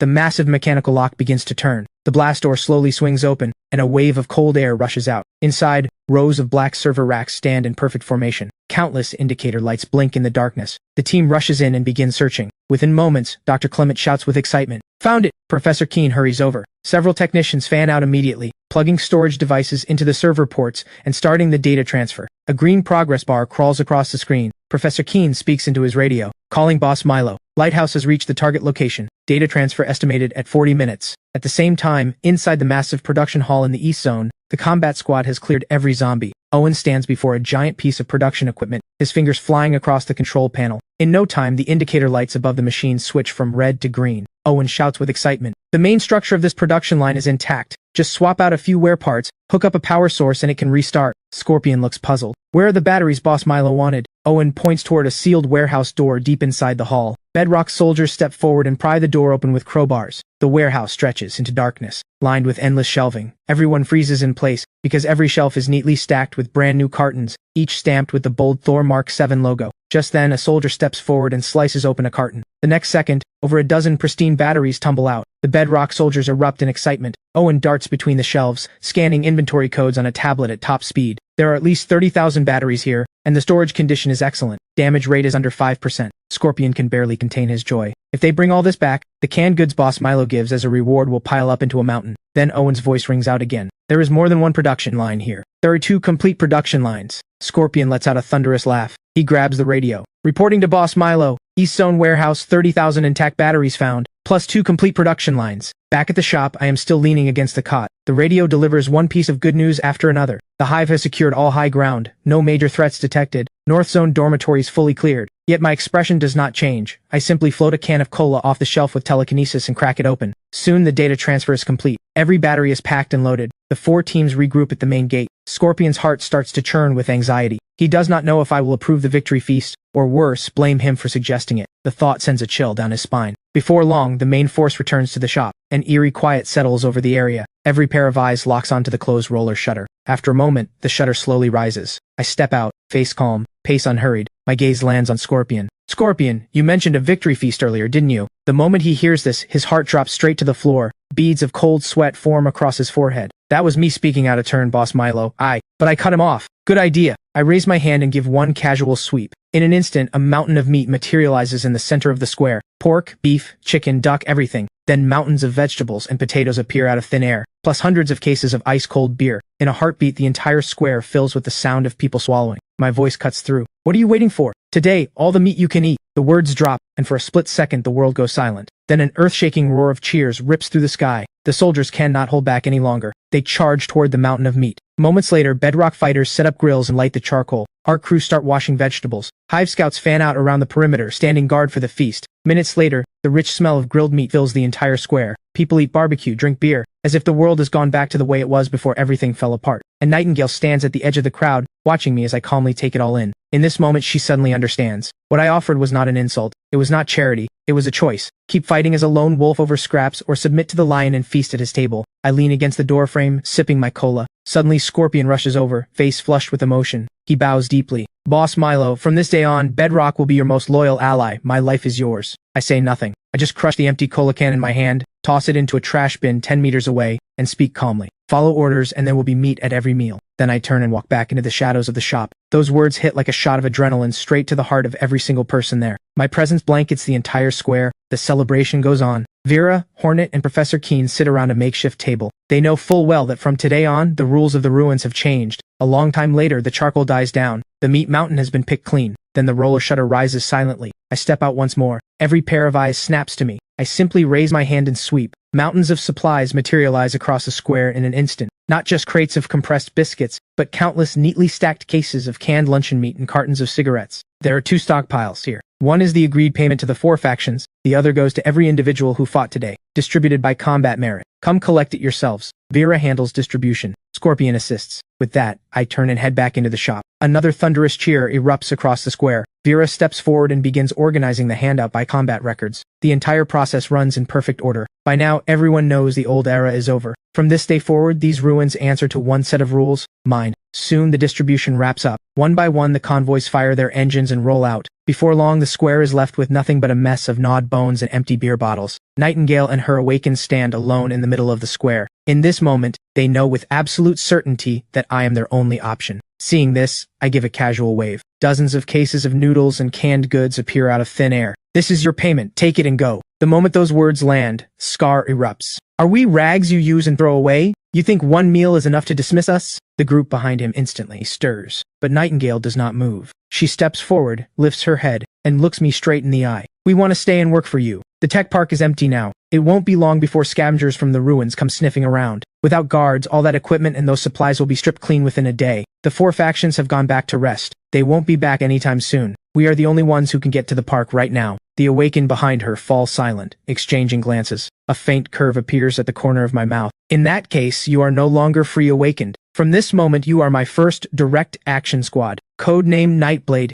You are the captain. My voice carries an authority that allows no argument. Nightingale gives a quiet nod. I raise my hand again. The next second, a brand new diesel generator lands on the ground, with several barrels of diesel beside it. Then a compact reconnaissance drone and a control tablet appear, followed by over a dozen brand new military radios. This is your gear. Now take your payment and equipment and move out to the tech park immediately. Set up the dormitory district as a temporary base. If so much as a rat sneaks in, I want a report. Everyone stares at the gear, eyes wide. Even Nightingale cannot fully suppress a flash of excitement. She whips around to face her team and barks, "Everyone, inventory the supplies, prepare to move out." This time the response comes, back in perfect unison. "Copy that, Captain." They load up the gear, climb into vehicles, and tear off toward the tech park in a cloud of dust. I pull my gaze back and slowly lower the roller shutter. Silence returns to the shop. I stare at the intricate industrial blueprints on the computer screen. Full production line schematics and manufacturing process data for the Thor Mark 7 battery. A smile creeps onto my face. The plan is clear. Return to the real world, use the gold in the vault as seed capital, and with these high-performance batteries as the foundation, build a business empire that is truly my own. News of the operation spreads across the wasteland like wildfire. More and more people flood toward the square. Before long, a dense crowd has gathered. My figure appears in the doorway, but I do not bring out any food. I speak coldly. "Let me state my rules one more time. Bring me something of value and trade it for the right to survive." I appoint a man as the steward. With that, a crude but efficient trading market springs to life. Survivors line up one by one to exchange for supplies. I sit inside the shop, storing their old world scrap into the dimensional vault. Time ticks by. The dimensional shift cooldown ends. I look up toward the square. The line stretches longer and longer, snaking several hundred meters into the distance. Seeing this, I tell the steward, "Trading ends at 5 o'clock sharp." Not a second later, the steward jolts, then bellows at the crowd with everything he has. "Boss Milo has spoken. Trading ends at 5 sharp. If you don't make it today, come back early tomorrow." I nod with satisfaction. This steward handles things well. A man with real potential. I pick up the radio and call Nightingale. "Send 2 people here. After trading ends, take the steward to the tech park and set him up with a place to stay." The steward trembles all over with excitement. He immediately turns toward the shop and drops to his knees, bowing 3 times. I shift my attention back to the computer and go through the data one more time, line by line. At 5 o'clock sharp, trading ends. The 2 Nightblade members Nightingale sent have already arrived. The survivors file out. No one dares cause trouble. Soon the square falls silent again. With a single thought, the air around me begins to warp. A blurred vortex appears before my eyes. In the blink of an eye, I am back in the real world. 2 hours remain until the meeting with Sylvia's boss. I head straight to the most upscale mall downtown and walk into a top-tier men's boutique. Half an hour later, I step out in a tailored charcoal gray suit. In this moment, I am no longer the shopkeeper. I am a man of power. 7 in the evening. Tranquil tea house. A white box truck is parked outside the front entrance. I step down from the driver's side. Sylvia is standing at the door to greet me personally, but I walk past her without a word, move to the rear of the truck, and pull out 2 metal crates. The corners of the crates are slightly bent from the sheer weight. Seeing this, Sylvia's pupils contract sharply. 300 kilograms of gold split between 2 crates. Each one weighs over 300 pounds. Yet, he carries one in each hand without breaking a sweat. Sylvia takes a deep breath, forces down the shock, and steps aside to lead the way. The boss is waiting. She leads me through the front gate. I sense several cold presences lurking in the shadows of the courtyard, like a nest of coiled vipers. Soon, Sylvia brings me to a study deep inside the main building. A mahogany desk sits at its center, surrounded by walls of books. An elderly man sits behind the desk, absorbed in a thread-bound antique book. Sylvia bows deeply. "Mr. Tang, Mr. Milo has arrived." Mr. Tang closes the book. His gaze settles on me. I look back at him with equal calm. Then I set both crates down hard on the mahogany desk. The entire surface groans under the impact. 300 kilograms, inspect them. Mr. Tang's eyebrow twitches upward. He does not touch the crates. He simply picks up the desk phone. Soon there is a knock at the door. A middle-aged man wearing gold-rimmed glasses enters the study, carrying precision testing equipment. He lifts the lids. Gold bars sit in perfect rows inside. He begins sampling and weighing them one by one. The inspection finishes quickly. Mr. Tang, 600 bars. Total weight, 300 kilograms. Purity, all verified. Mr. Tang waves his hand. The man and Sylvia exit the room together.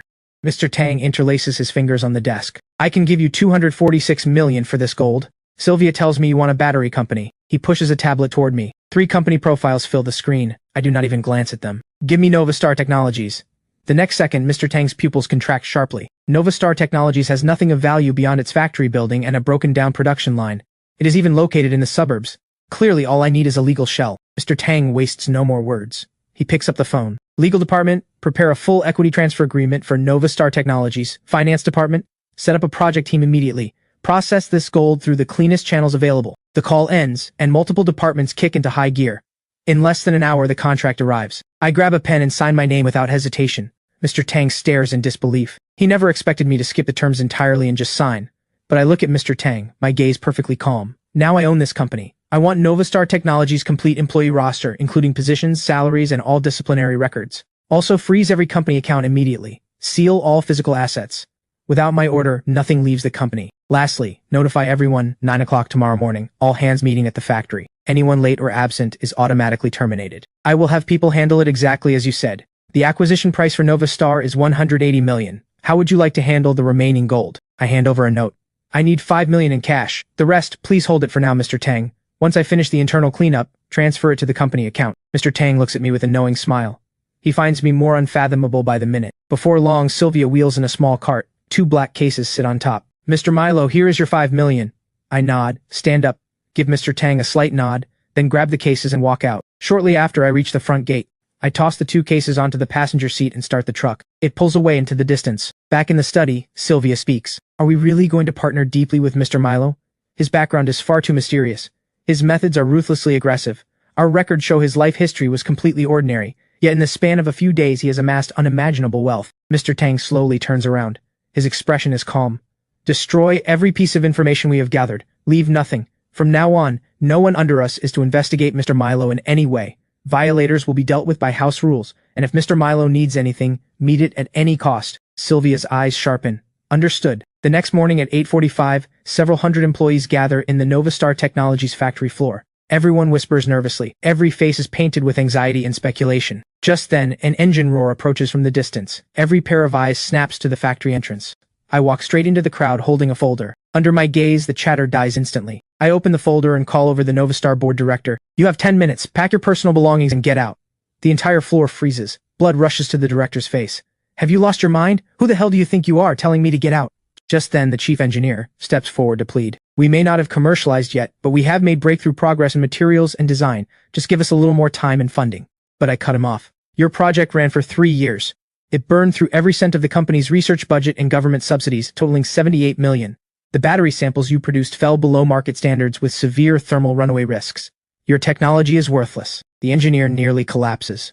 You don't understand anything. You are destroying Novastar. But I respond coldly. Novastar would only die in your hands. I will lead it to a rebirth and turn the entire battery industry upside down. The moment those words land, everyone exchanges stunned looks.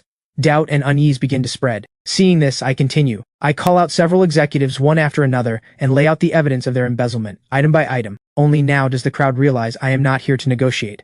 I am here to settle accounts. As I finish reading the last name and its crimes, the executive team's arrogance evaporates completely. The threat of prison hangs over every single one of them.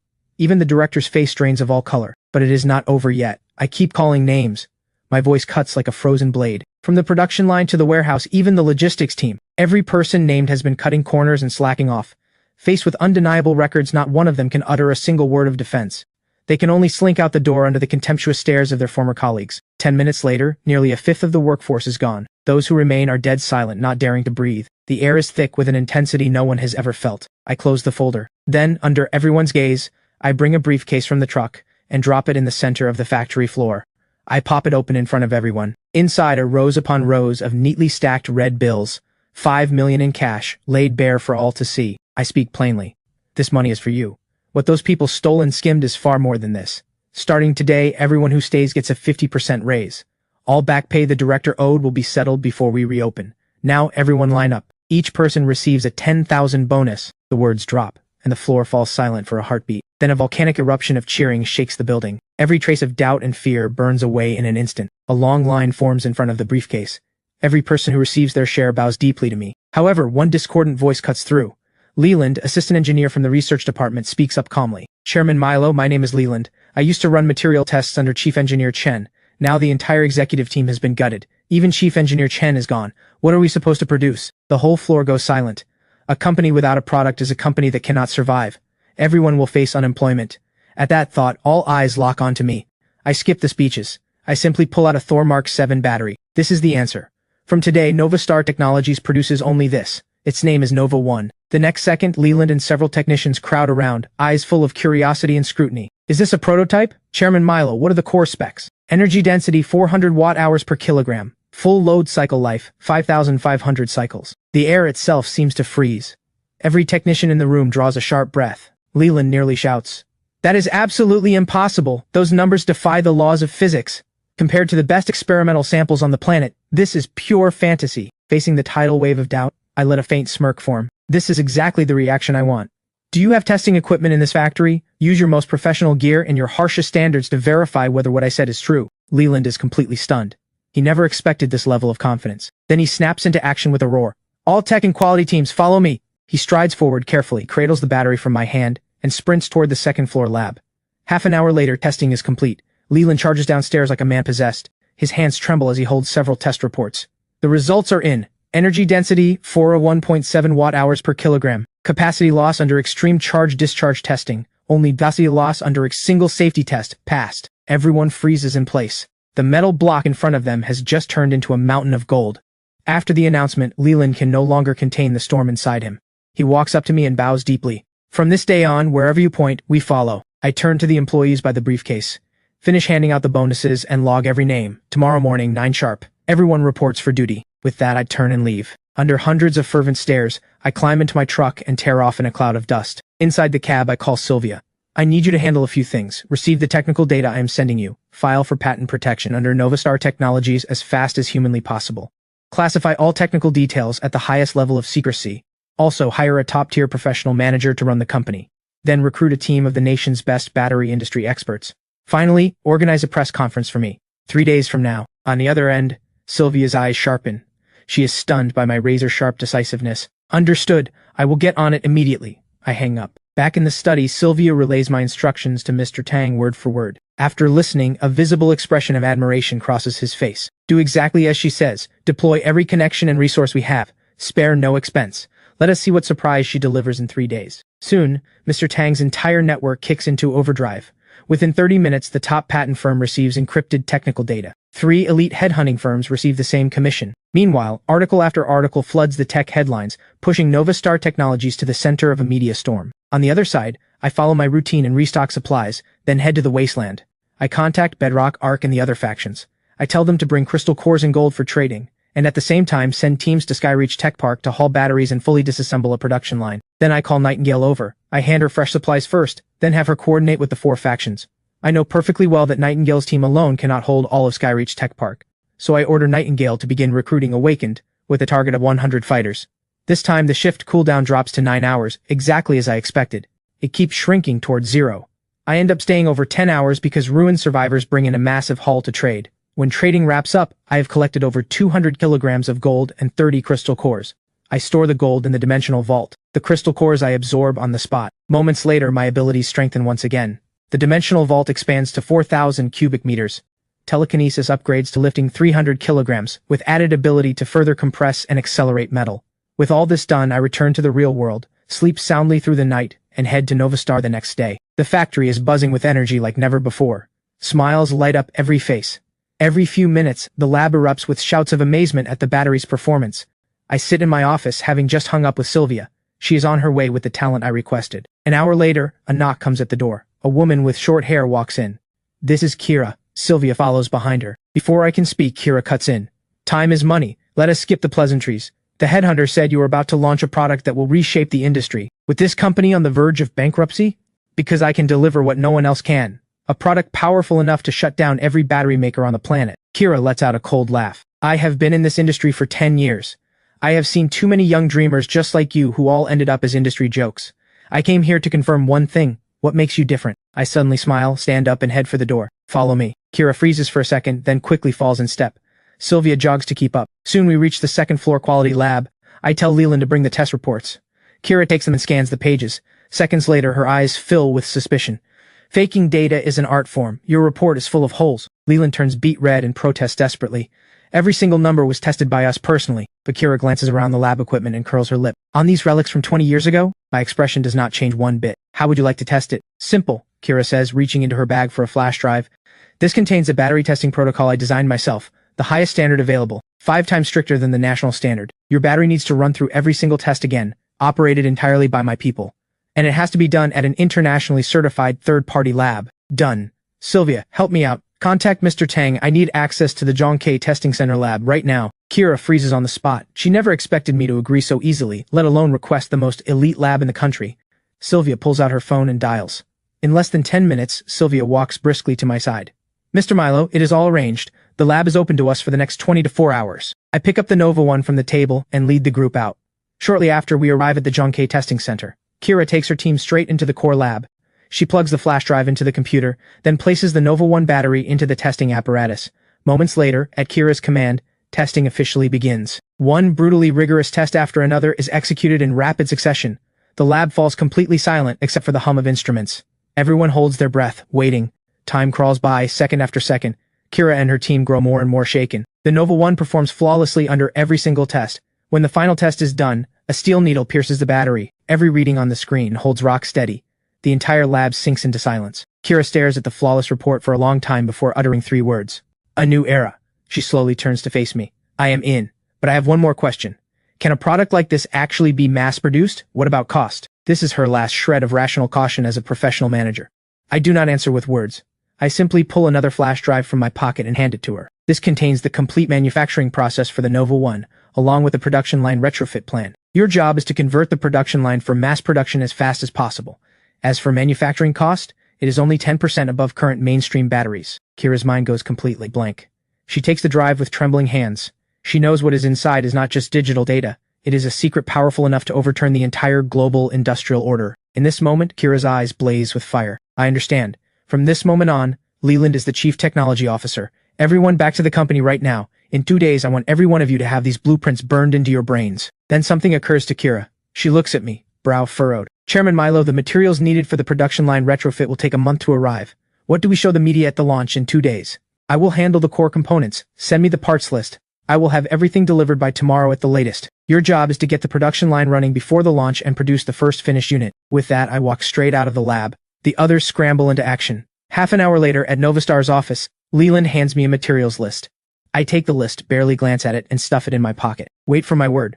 I leave with nothing else. Before long, I am back at the shop. I trigger the shift and return to the wasteland. I grab the radio and start calling people in. In less than 20 minutes, 3 off-road vehicles pull up outside the shop.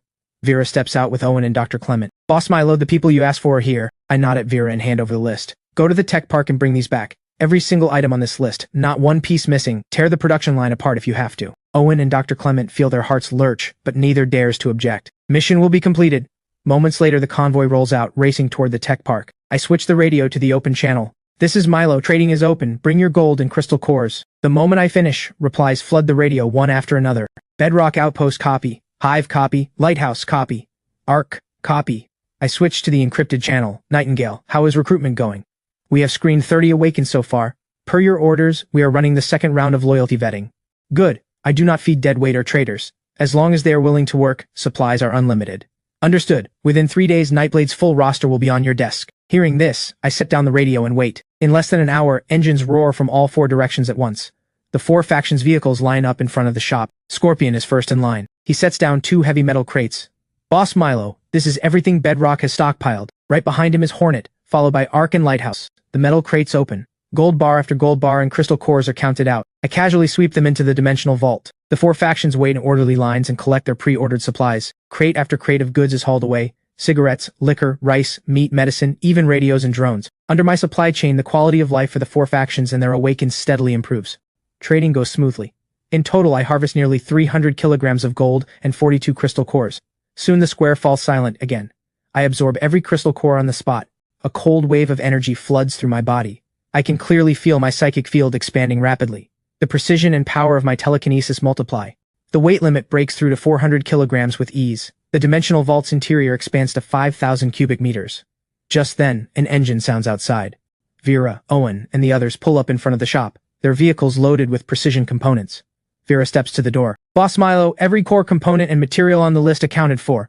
I stand up. Good. At this moment, the Novastar Technologies factory is ablaze with light. The factory floor roars with the sound of cutting metal. Kira stands on the second floor platform, overlooking the frenzy below. Her eyes are bloodshot, but her commands are still sharp and decisive. The entire tech team, under her relentless pressure, runs like an overwound clock, pushing past every limit. Just then, a low engine rumble echoes. I pull my truck up to the factory entrance. Every eye in the building locks onto me. I step down from the driver's seat, walk to the rear, and pull open the heavy cargo doors. The next second, a truck bed packed wall-to-wall with components is revealed. Leland practically trips over himself rushing over. The surrounding technicians swarm in. Everyone moves at maximum speed to unload. Kira walks up to me. She says nothing. She just gives me one long deep look, then spins around and shouts at the tech team. Leland, take your crew and start installing the core drive shaft. Team 2, pre-calibrate the high-precision sensor array. Team 3, load all alloy components into the welding stations in sequence. Before dawn, I want this production line alive. The next second, an earth-shaking chorus of replies booms back, rattling the entire factory. Then, the workers dive in. The production line that was nothing but an empty frame now fills up at a pace visible to the naked eye, precision component by precision component. Time blurs in the thunder of machinery. When the first pale light of dawn touches the eastern sky, Leland personally torques the final high-strength bolt into place. The entire production line is complete. Kira walks to the master control console. She hits the start button. A deep hum of electricity floods the factory floor. The entire production line awakens like a steel titan. Over 100 indicator lights flicker on one by one. Every eye is drawn in. The instruments coordinate with flawless precision. The entire process runs like water. But at the very last step, a piercing alarm suddenly screams. Warning, internal pressure abnormal. Threshold exceeded. Kira's face changes instantly. She dashes to the console. What happened? Leland rushes over, hands flying across the controls. He speaks, voice trembling. It is the reaction spike during shield coating formation. The Nova 1 material is too aggressive. The energy released in that instant is too much. The casing might not hold. Every heart in the room sinks. Everyone believes failure is inevitable. But then the pressure curve plunges and stabilizes within the safe zone. The piercing alarm cuts off abruptly. Leland stares at the screen in a daze. The Nova 1 absorbed the energy surge with its own internal structure. The alloy casing deformation rate is 0. He whips his head toward the production line. It worked! At the end of the line, a Nova 1 battery slowly emerges.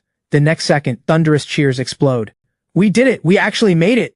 Several veteran technicians who have been up all night scream with joy. Even Kira cannot stop trembling. She steps forward, cradles the battery in her palms, then raises it high for everyone to see. We did it! I lean against my truck door in the distance, a quiet smile on my face. Moments later, the cheering dies down. Kira's eyes sharpen again. We have less than 27 hours until the launch. I will draft a complete event plan and speech. Everyone, dismissed for rest. Regroup at 4 this afternoon for the final pre-to-launch briefing. Kira hands the battery to me. I take it and hand it straight to Sylvia, telling her to keep it safe. Soon, the entire factory falls quiet. Kira begins laying out the launch plan. I suggest we split the event into 3 parts. First, present data using the Zhongke Testing Center report. Second, run a live product test on stage. Third, announce our future production roadmap and initial partnership intentions. Just then, Sylvia's phone buzzes. She glances at it and her face fills with shock. President Kira, Chairman Milo, look at this. She holds the phone out. On the screen is a breaking financial news alert. Titan Energy CEO Desmond has given an interview, positioning himself as an industry leader to publicly attack Novastar Technologies. He claims Novastar's production line was abandoned long ago and that the company lacks even the most basic battery production credentials. He calls on the industry to boycott what he calls market-destroying behavior. The article ends with a photo of a dilapidated production line. The mood inside the factory drops to freezing. But then Kira suddenly laughs. She stands up and walks to the production line. Chairman Milo, I request permission to change the launch plan. Tomorrow we skip all product introductions. Instead, we fill the entire factory floor with cameras, live stream to the whole world, and produce a brand new Nova 1 right in front of everyone. Then immediately run a hell mode stress test. Finally, tear it apart on camera so the entire world can see the Nova 1 is no empty shell. Can you lock down the media coverage and live stream platforms? Absolutely. Kira's voice is rock solid. I nod, pull out my phone, and make a call. Send an invitation to Titan Energy headquarters. Tell them I have reserved the center seat in the front row just for him. Shortly after, inside Titan Energy's chairman's office, Desmond has just wrapped up a meeting with investors. He has turned Novastar Technologies into a synonym for capital fraud. His interview dominates every major financial headline. In his mind, this war is already over. But right then, his chief assistant enters. President Desmond, they have invited you to their product launch tomorrow. Desmond takes the invitation, opens it, and reads the almost taunting text. Rage rises in his chest. Good, a fool who doesn't know his place. Tell him I accept. I want to see firsthand how they crash and burn. The assistant nods and quickly exits. That afternoon, the internet explodes. First, Titan Energy's official account announces that Chairman Desmond has accepted Novastar's invitation, with the stated goal of exposing an industry scam and protecting market integrity. Immediately after, Novastar's official account drops a single poster. On it, just a few bold lines, we will do one thing and one thing only. From raw parts to a finished battery. From production to teardown. Tomorrow, 10 in the morning, global live stream. See you there. The poster detonates across the internet like a bomb, instantly turning the launch into the most watched event in the country. Meanwhile, inside the Novastar factory, Leland and his technicians are running final checks on the line. Kira walks up to me.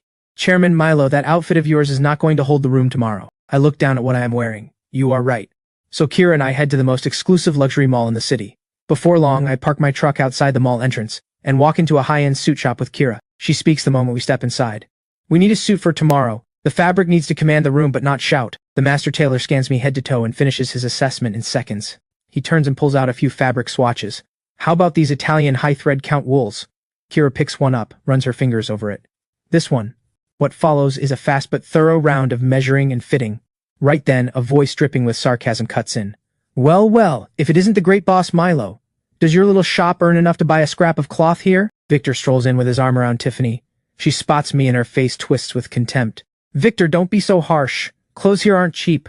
Maybe Milo has turned things around and even paid off his $350,000 debt. I left that past behind long ago, so from start to finish, I say nothing. I just calmly continue my fitting. But being ignored stings Tiffany with humiliation and anger. Kira instantly reads the dynamic. She takes half a step forward, her gaze locking onto Victor. The president of Grandview Construction under Titan Energy is your father, correct? That is right, at least you have some sense. Victor assumes Kira is trying to suck up. Instead, her tone is flat.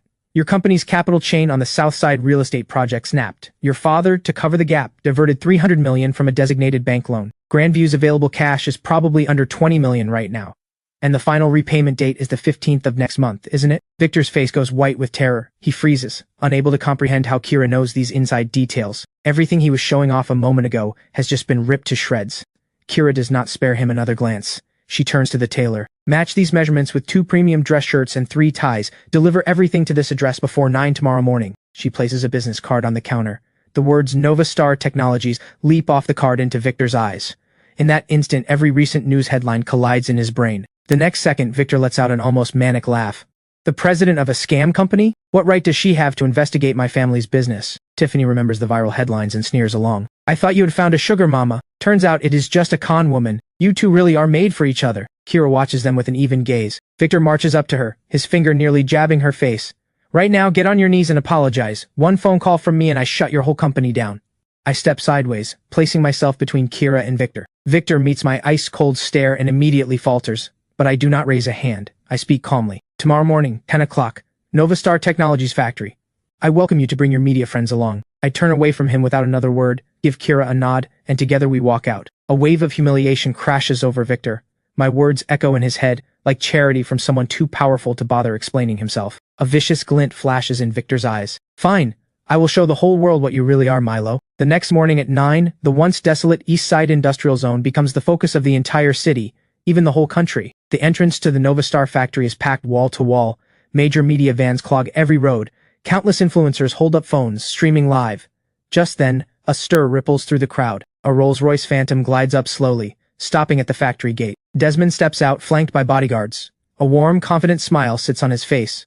Camera flashes erupt instantly. Reporters swarm him. Sir, do you have evidence of Novastar's fraud? What is your take on this kamikaze-style livestream? Desmond stops and faces the cameras with a smile. I am not here today to attack anyone. I am simply a veteran who has spent half his life in this industry, here to witness firsthand the so-called rise of a newcomer. As for the truth, I believe the facts will give us the best answer. With that, Desmond walks inside. Right then, a red Ferrari pulls up at the entrance. Victor steps out with Tiffany on his arm, chin held high. Behind them trails his entourage of media friends. Moments later, Victor and Tiffany push through the crowd and enter the venue. Inside the factory, the audience area is divided into several sections, all facing the production line. Over a dozen high-definition cameras are mounted alongside it, capable of capturing every last detail. The entire venue is eerily quiet. Everyone is stunned by the spectacle before them. Time ticks by. At exactly 10 in the morning, every light in the venue goes dark. The eyes of the entire world focus on this one spot. In the darkness, a single spotlight beams down from the ceiling, illuminating the futuristic production line. At the same time, the livestream cameras lock on, projecting the feed onto massive screens for all to see. The audience buzzes with chatter. Desmond sits in the reserved front row center seat, brow furrowed. He spots something wrong immediately. Looking at this production line that defies everything he knows, a creeping unease tightens in his chest. Right then, Kira approaches with steady, measured steps. She stops directly in front of the production line. Distinguished guests, members of the media, good morning. I am Kira, president of Novastar Technologies. Today we will show you, starting from the most basic raw materials, the creation of a Nova 1 battery. Now please welcome our chairman, Milo. My figure appears before the entire audience. I am wearing a tailored suit. My eyes are calm as still water. I walk casually to the control console and lean against it. Welcome to our launch. As Kira said, today we do one thing only. Live production. I press the button on the console. The next second, the dormant production line roars to life. Over 100 indicator lights flicker on one by one. Mechanical arms rise smoothly into standby position. The giant screens light up, divided into multiple zones. The main feed shows a close-up of Workstation 1, where an array of raw materials sits on display. Kira begins introducing each material, from silicon dioxide to graphite powder. Desmond scoffs openly. Smoke and mirrors. Are they trying to stall for time? Victor doubles over, laughing. Is this a middle school science class? The live stream chat floods with mocking comments, but then the production line fires up. Mechanical arms grab precise amounts of raw material and feed them into a fully sealed furnace unit. On screen, the internal temperature readings spike instantly. At the same time, Kira narrates calmly. Through our proprietary plasma bombardment process, raw materials are broken down to atomic level. All impurities are stripped away, yielding pure silicon, lithium, and carbon. The silicon atoms are then restructured to form our proprietary three-dimensional porous silicon-carbon framework. This is the key to achieving ultra-high energy density and stability. Every word from Kira lands like a bomb. The smile on Desmond's face freezes solid. He has only seen those terms in cutting-edge research journals or even science fiction. Desmond snaps upright in his seat, eyes locked on the rapidly updating data. Every figure on screen matches the process perfectly. Moments later, Desmond leans toward his technical director and hisses, "Find out where this technology came from." But the director's forehead breaks out in cold sweat. "Sir, we already checked. Fewer than 5 labs in the world can achieve this, and even their samples are measured in milligrams." Hearing this, Desmond's heart sinks deeper. Just then, production enters the next phase. Kira continues her narration, one breakthrough concept after another. Suddenly, Desmond jerks his head up. A fierce glint flashes in his eyes. "I have found the flaw in this scam. This has to be a pre-recorded video. If I demand something they cannot deliver, the whole thing collapses on the spot." With that thought, Desmond wastes no more time. He shoots to his feet, cutting off Kira mid-sentence. "President Kira, one moment please. The technology you are showing is impressive, I will give you that. But how can I be sure this is not a professionally produced video?" The crowd instantly erupts. Questions and doubts fly from every direction. Desmond's cold smirk deepens. "I demand that this video be stopped immediately. Let any member of the press here choose at random and film the production line in real time with our cameras. Put that feed on the big screen. If you can pull that off, I will apologize to you in front of the entire world." The entire factory falls dead silent. Every eye locks onto Kira and me. Victor is trembling with excitement. "They won't dare, I told you they are frauds." Seconds crawl by. I finally straighten up, step forward, and walk to the very front of the stage. Done. My answer hits like a thunderbolt inside every single mind. Even Desmond's smile goes stiff, but he forces down the shock. "Chairman Milo has nerve. Then let us begin." Desmond sends his chief cameraman forward. Kira gives a signal to the crew. Quickly, a technician brings up a data cable. Kira speaks. "This is the backup port. It connects directly to the main screen. Please go ahead." Desmond grits his teeth. He personally walks over to the cameraman, hooks up the cable, and orders him to aim the lens at the ultrasonic fusion unit. Desmond shouts, "I want you to rerun this step right now. I want the entire interior of this equipment filmed." This demand is even harsher than before, but once again my response defies all expectations. "No problem. Though standing down there you probably cannot see very well. Why don't you and your cameraman come up on stage and verify every step at zero distance?" The entire venue is thunderstruck. Desmond's mind goes completely blank. Going up means he becomes the challenger, scrutinizing everything under the eyes of the entire world. If all of this turns out to be real, he will become the biggest joke of the century. But refusing is the same as admitting he is scared. Desmond takes a deep breath, then walks up onto the stage. His cameraman follows close behind. Without a wasted word, I turn back to the console and press the button. The next second the line starts up, running the material fusion sequence. The cameraman immediately presses his lens against the equipment. The main screen now shows the camera's raw live feed. 2 streams of differently colored powder are injected. They begin spinning at high speed like twin nebulae. Under some invisible force they are stretched, torn apart, and transformed into 2 dense clouds of mist. Then, guided by a strange force field, they merge flawlessly. The entire process carries a surreal beauty straight out of a science fiction film. The real-time data shows every metric hitting perfect values. The sequence finishes. Desmond is shaking from head to toe. Fear is written all over his face. "This cannot be real. This has to be a hallucination." Right then, I speak calmly. "Did you see that clearly enough? Would you like us to run it again so you can stick your face even closer and get slapped a second time?" Desmond's vision goes dark. He nearly passes out on the spot. Below the stage, Titan Energy's executive team is in total chaos.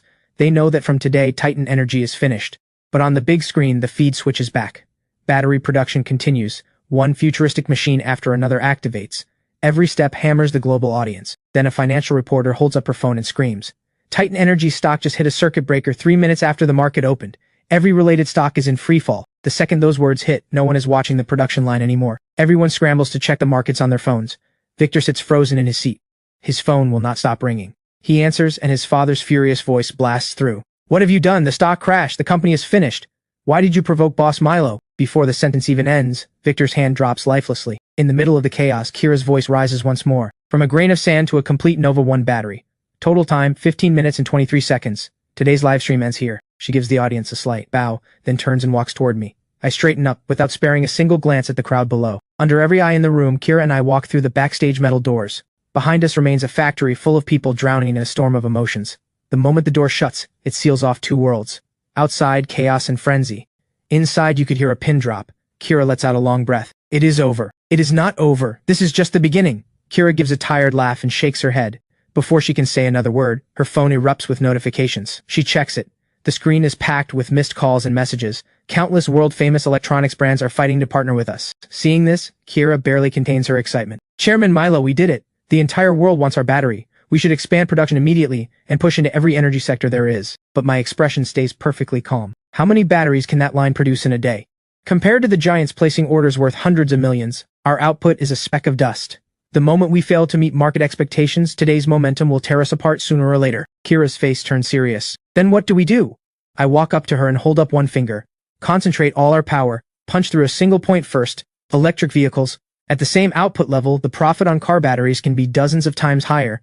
And we need to make one thing clear to the world. Only the most elite cars deserve the Nova 1. Kira grasps my strategy instantly, but a sense of helplessness creeps in. Building a new production line takes at least a year. We cannot afford to wait. Who said I am building one from scratch? There is a path right in front of us. I want you to buy Titan Energy's production facilities. Kira's mind goes blank. She instinctively pushes back. Titan Energy stock may have crashed, but they haven't officially declared bankruptcy. Even if they do, the liquidation process would take over a year at minimum. We do not need to wait. Behind Titan Energy sits an astronomical pile of bank loans. Now that it has collapsed, the ones most terrified are the banks that lent them the money.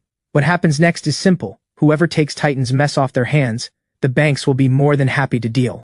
Hearing this, Kira's breathing quickens. I will contact the bank that gave Titan Energy the biggest loan right now. Without another moment of hesitation, she walks to the desk and starts pulling up the relevant data. Meanwhile, the Titan Energy chairman's office is in shambles. Shredded documents litter the floor. Desmond slumps on the sofa, lifeless. He still cannot figure out where that production equipment came from. Suddenly, the encrypted phone on his desk lets out a shrill ring. This is the direct line to Director Lee at the bank. Desmond hears the sound and his body jolts. He struggles to his feet and answers. A cold male voice comes through. President Desmond, your company's stock has experienced abnormal volatility. This has triggered the forced liquidation and collateral clauses. You are now required to immediately repay a total of $7.2 billion in loans. Titan Energy has no value left. Desmond goes ice cold from head to toe. He knows every word is true. But after a few seconds of silence, the voice continues. However, just 30 minutes ago, Novastar Technologies called. They are willing to acquire all of your assets in the South District Industrial Park, including facilities, equipment, and land usage rights. Desmond's vision goes black. A surge of humiliation and rage shatters his reason. He is dreaming. I would rather burn the whole factory to the ground than give it to him. His screams echo through the office, but the voice on the other end replies with icy calm. The South District Industrial Park is the core collateral asset. The bank has the right to dispose of it unilaterally. We are simply notifying you.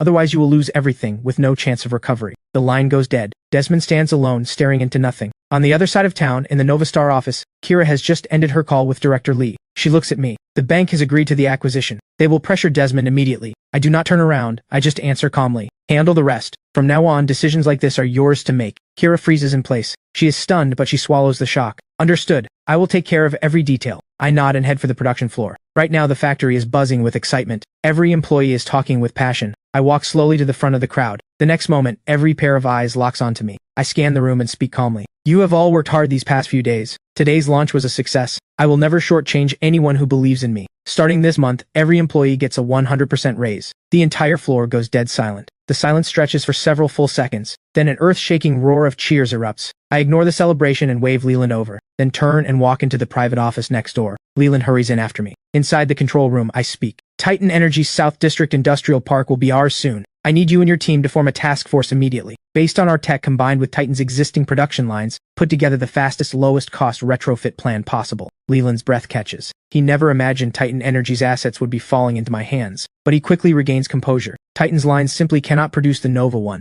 Even retrofitting would take a very long time. But I shake my head. Deliberately drop a portion of our proprietary tech. Use existing equipment to produce a scaled-down version of the Nova battery. Its performance will still crush every lithium battery on the market, and the engineering workload drops exponentially. I see, Chairman Milo. We can launch 2 product lines, our in-house line for the highest-end automotive and aerospace sectors, and the Titan-produced line to dominate the consumer market. I will have a preliminary plan ready within 2 days. Leland turns and leaves immediately. Before long, Kira pushes open the control room door. She holds out a tablet. The bank has approved our acquisition offer and initiated an asset preservation order on Titan Energy. They accepted nearly all of our terms. I barely glance at it. I told you these decisions are yours. I just gave Leland a plan. Follow up on it. If there is nothing else, I am heading out. Message me if anything comes up. I stand and leave. Now it is time to buy supplies and head back to the apocalypse to keep digging for treasure. Half an hour later, I arrive at the Global Warehouse Market. This is one of the city's largest supply hubs. I look around and walk straight into the management office. Hello, I need to place a bulk order. I set a sheet of paper on the desk. The manager casually picks up the list and scans it. The next second, his expression freezes solid. Premium rice and flour, 500 tons each. Frozen pork, beef and lamb, 100 tons each. Sir, are you sure this is not a mistake? I say nothing. I just flash my bank balance. The manager's face instantly lights up with an eager grin. Valued customer, one moment please. I will coordinate everything right away. Fastest delivery guaranteed. Over the next few hours, the entire market kicks into overdrive. Countless forklifts and workers are mobilized. Bag after bag of rice and fragrant frozen meat rolls out of the warehouses, loaded onto over a dozen massive container trucks. Under the guise of inspecting quality, I rent a temporary warehouse at the back of the market. Before long, fully loaded trucks roll in one after another. The goods on the list pile into mountains. Soon after, everything has arrived. I pay without blinking. The manager grows even more enthusiastic, promising maximum discounts on any future orders. Before long, I send everyone away. Then I stand before the mountain of rice bags and give a single wave. The next second, the entire supply mountain vanishes and reappears intact inside the dimensional vault. Silent and efficient. On top of all this, I also buy tons of cooking oil, salt and sugar, walls of canned goods, compressed biscuits and instant noodles, plus mountains of medicine and medical supplies. Beyond that, I order over 100 barrels of gasoline and diesel. With roughly a tenth of the vault still free, I immediately drive to the industrial hardware market and load up on every kind of industrial material, even a few CNC machines and 3D printing units. Only when the dimensional vault is stuffed to the brim do I drive back to the shop. The familiar weightlessness hits. The world warps and folds before my eyes.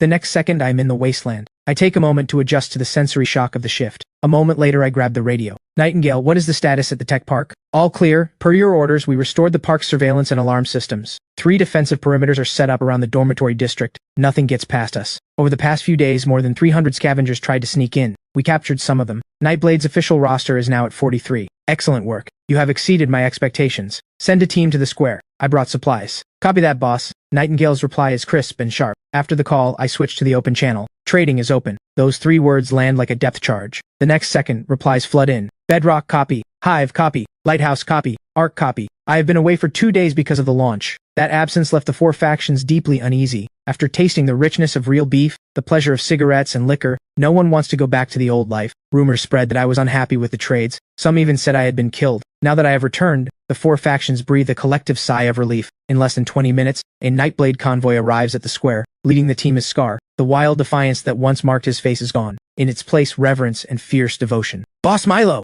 I give a light wave. The next second, crates upon crates of supplies materialize. Canned goods, seafood, lamb chops, drinks, beer, peanuts, even a few brand new portable generators. This is your reward and resupply. Tell Nightingale to go all out. Supplies are unlimited. Scar sees the haul and his eyes instantly go red with emotion. Thank you, boss. I will pass on every word. After the Nightblade convoy leaves, the 4 factions trading teams arrive one after another. This time they bring even more gold and crystal cores. The entire process runs without a hitch. The 4 factions behave like well-disciplined schoolchildren. Soon everyone is gone and the square falls silent. I count the haul. Over 500 kilograms of gold and 63 crystal cores. Without a shred of hesitation, I absorb every single core. In an instant, a massive wave of energy detonates inside me. Telekinesis breaks through to 500 kilograms. The dimensional vault expands to 6,000 cubic meters. And a brand new ability unlocks, Blink. Now I can burn psychic energy to teleport freely within a 20-meter radius. Before my mental reserves run dry, I can blink at least 30 times. I start testing immediately. I focus telekinesis on a coin and launch it. In a fraction of a second, the coin breaks the sound barrier. Feeling the surging power inside me, I burst out laughing. This is the one true law of the wasteland. I radio arc. Have Owen and Dr. Clement meet me at the square. I will arrange it immediately. Vera's reply comes without a beat of hesitation. Soon the ARC convoy reaches the square. Several fully armed soldiers escort Owen and Dr. Clement. The 2 hurry forward. Moments later, I stand at the shop entrance. I need more components. Where can I find them? Dr. Clement takes a deep breath.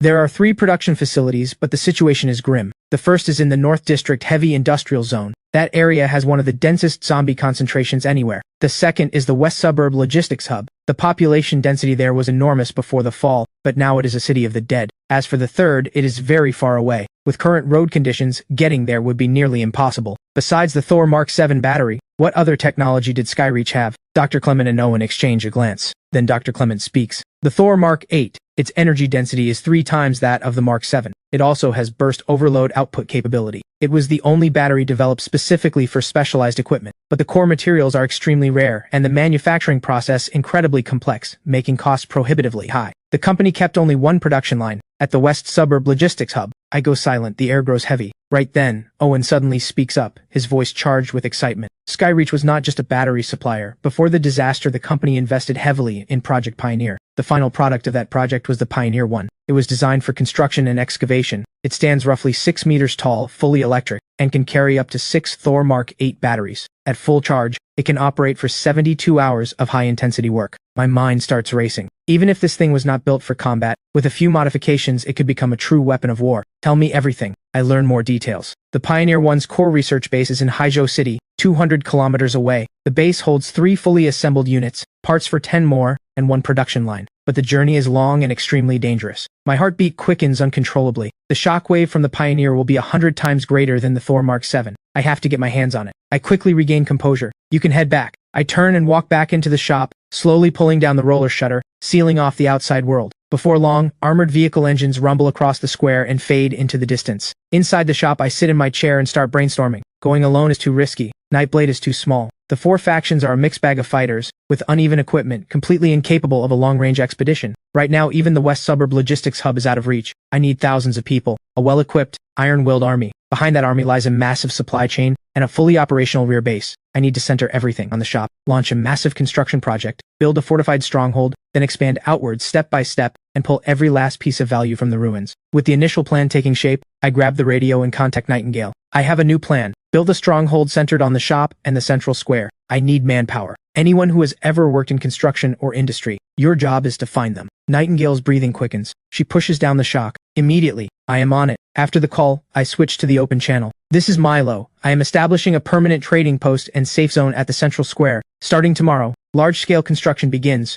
During construction, I need a security detail, double the scale of the Skyreach Tech Park assault. Supplies will be settled daily. These words slam into the hearts of the 4 faction leaders like a sledgehammer. Shock and indignation churn inside them, but they have no second option. I have an endless supply of resources, and I am not the least bit worried about resistance from the factions. There are bigger things to do. I pull out a sheet of paper and start sketching on the back. The shop as the center point, the central square as the core zone. Step 1. The wall. A wall strong enough to hold against a full-scale zombie tide, even withstand a heavy-class mutant charge. Preliminary estimate, at least 10 meters tall, no less than 3 meters thick. The wall must be poured with reinforced concrete, with high-strength alloy steel plates embedded inside as the skeleton. This is without question a colossal undertaking. The materials needed are astronomical. Yet in my eyes, none of this is a problem. All I need is a big enough warehouse and a long enough shopping list. Dawn is just breaking. Outside the roller shutter, scavengers wait with burning anticipation. I step out of the shop and get straight to the point. I am hiring workers, 3 meals a day, all the meat you can eat. The crowd erupts. I offer no explanation. I just raise my hand and wave. The next second, several crates of canned luncheon meat appear out of thin air. I speak calmly. Spread the word. The square is recruiting workers to build a stronghold. Anyone interested, come register now. These cans are your payment for spreading the news. 1 per person. In 8 hours, construction officially begins. A man in the crowd steps forward, grabs a can, and turns toward the depths of the ruins. I am going to tell everyone. Seeing this, the rest snap to action. They scatter like wildfire to every corner of the city, spreading the word at top speed. Once the square empties, I radio Nightingale. Assemble your entire team. 8 hours from now, everyone at the square. Prepare to receive the first wave of construction workers and materials. I switch to the open channel. 8 hours from now, construction at the central square begins on schedule. I need all defensive units in position before we break ground. 8 hours from now, I pay the first day's wages.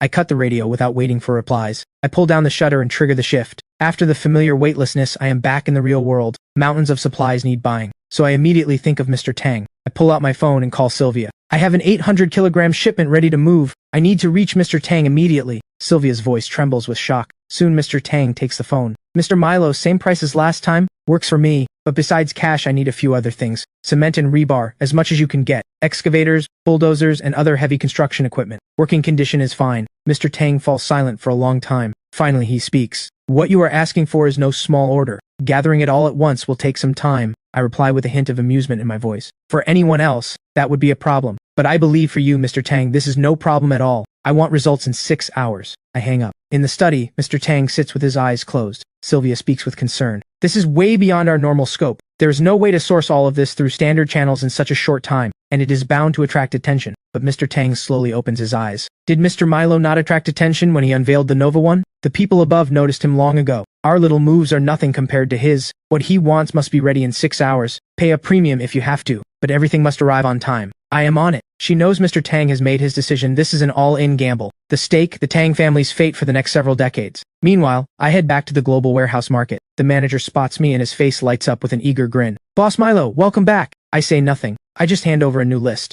The manager takes it with both hands. The next second his eyes nearly pop out. The quantities are triple the last order. On top of that, 5,000 sets of tents, hard hats, and other construction gear. The manager's hands shake holding a list, but my voice carries no ripple of emotion. Fill the order. Money is not an issue. Right away, right away. The manager does not dare ask a single question. He sprints toward the warehouse zone. The entire market erupts into frenzied activity again. I rent the same transit warehouse as before, standing at the entrance watching truck after truck roll in. Before long, the last crate is swept into the dimensional vault. Then a message from Sylvia. Everything is in position. Staged at the abandoned industrial park on the east side, ready for pickup anytime. At the same time, Kira calls. A director from the Energy Bureau named Zhang has specifically requested a meeting with you. He is very interested in our battery and production roadmap. Tomorrow at 10 in the morning, he will personally visit Novastar. Receive him normally, I will handle the rest. The first payment for the Titan Production Park acquisition is 300 million. No problem, I will take care of it. I hang up. Before long, I arrive at the Tranquil Tea House. Sylvia, already notified, is waiting at the entrance. I open the cargo bay and point at several crates. Everything is here. Get people to carry it in. Sylvia immediately starts coordinating. Then she leads me to the reception hall. Inside, Mr. Tang greets me with a warm smile.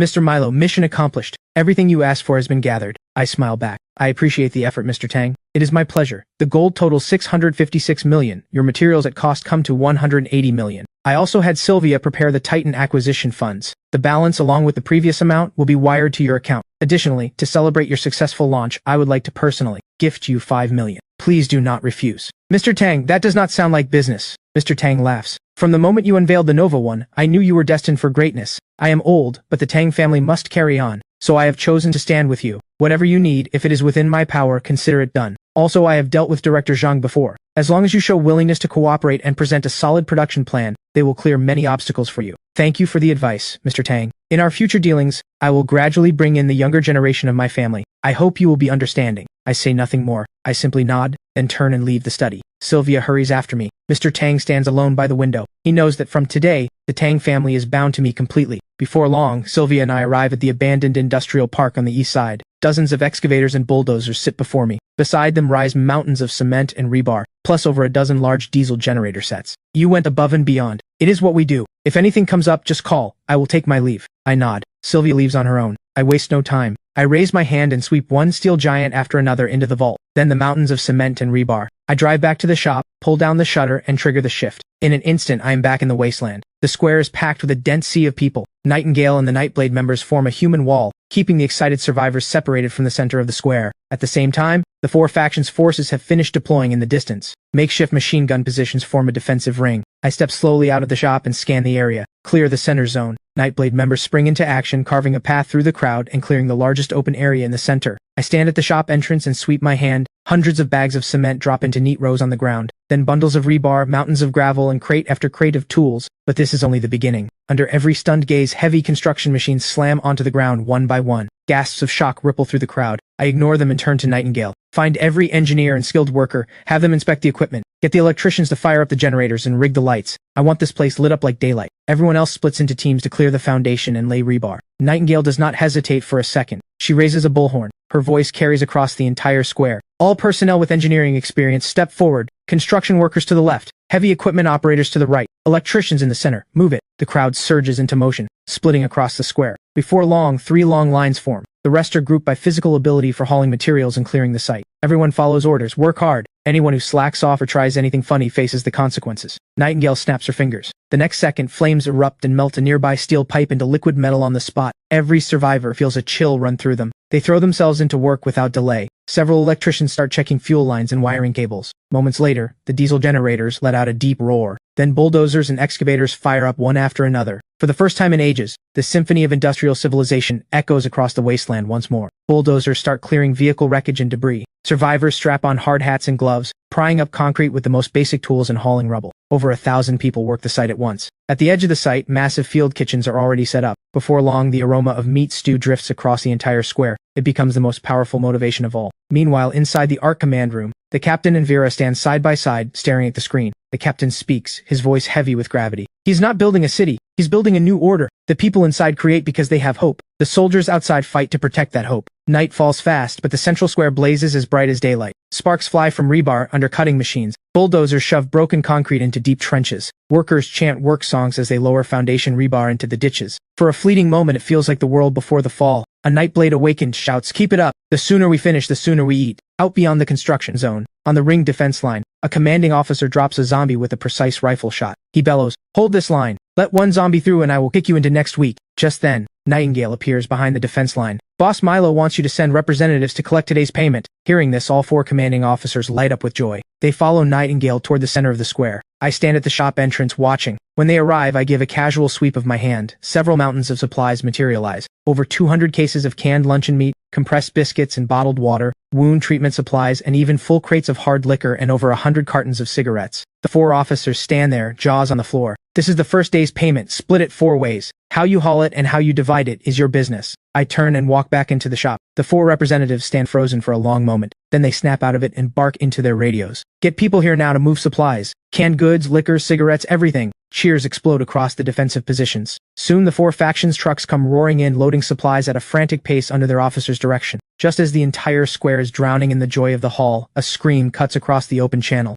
"Zombie horde incoming from the east, block 3, too many to count." Every smile freezes. Panic begins spreading through the construction site. But Scorpion snatches a radio and roars, "Think about every can of beef you just got. Steady your weapons and shoot. Form the first line up front." The other officers instantly relay the same orders. Morale surges to an all-time high. Soldiers rush into battle positions, training their guns on the far end of the street. But on the construction site, panic starts to spread. Survivors drop their tools and instinctively bolt. Right then, Nightingale's voice rings out. "Anyone who runs dies right now. Boss Milo is watching from behind. This site is the safest place there is. If you want to live, keep working." The crowd steadies slightly, but fear still spreads. The ground trembles harder and harder. At the end of the street, zombies pour out like a tidal wave. The next second, dozens of machine guns along the ring defense open fire simultaneously. Walls of bullets rip gash after gash through the zombie tide. Explosions thunder through the night sky. The soldiers hold the horde at 200 meters out, but the sheer number is overwhelming. The battle grinds into a stalemate. Right then, a deep boom rolls from the back of the horde. A massive mutant zombie steps out. Its entire body is covered in keratinized armor. It ignores the bullets entirely and charges straight at Bedrock's line. A streak of fire shoots from Nightingale's hand. The mutant's skull is punched clean through. Its body, carried by momentum, tumbles forward, crashing into the fortifications and scattering sandbags and barricade spikes. But the beast never rises again. Other Awakened join the fight. All kinds of abilities detonate across the zombie tide, but the streets are simply too wide. The horde cannot be concentrated and wiped quickly.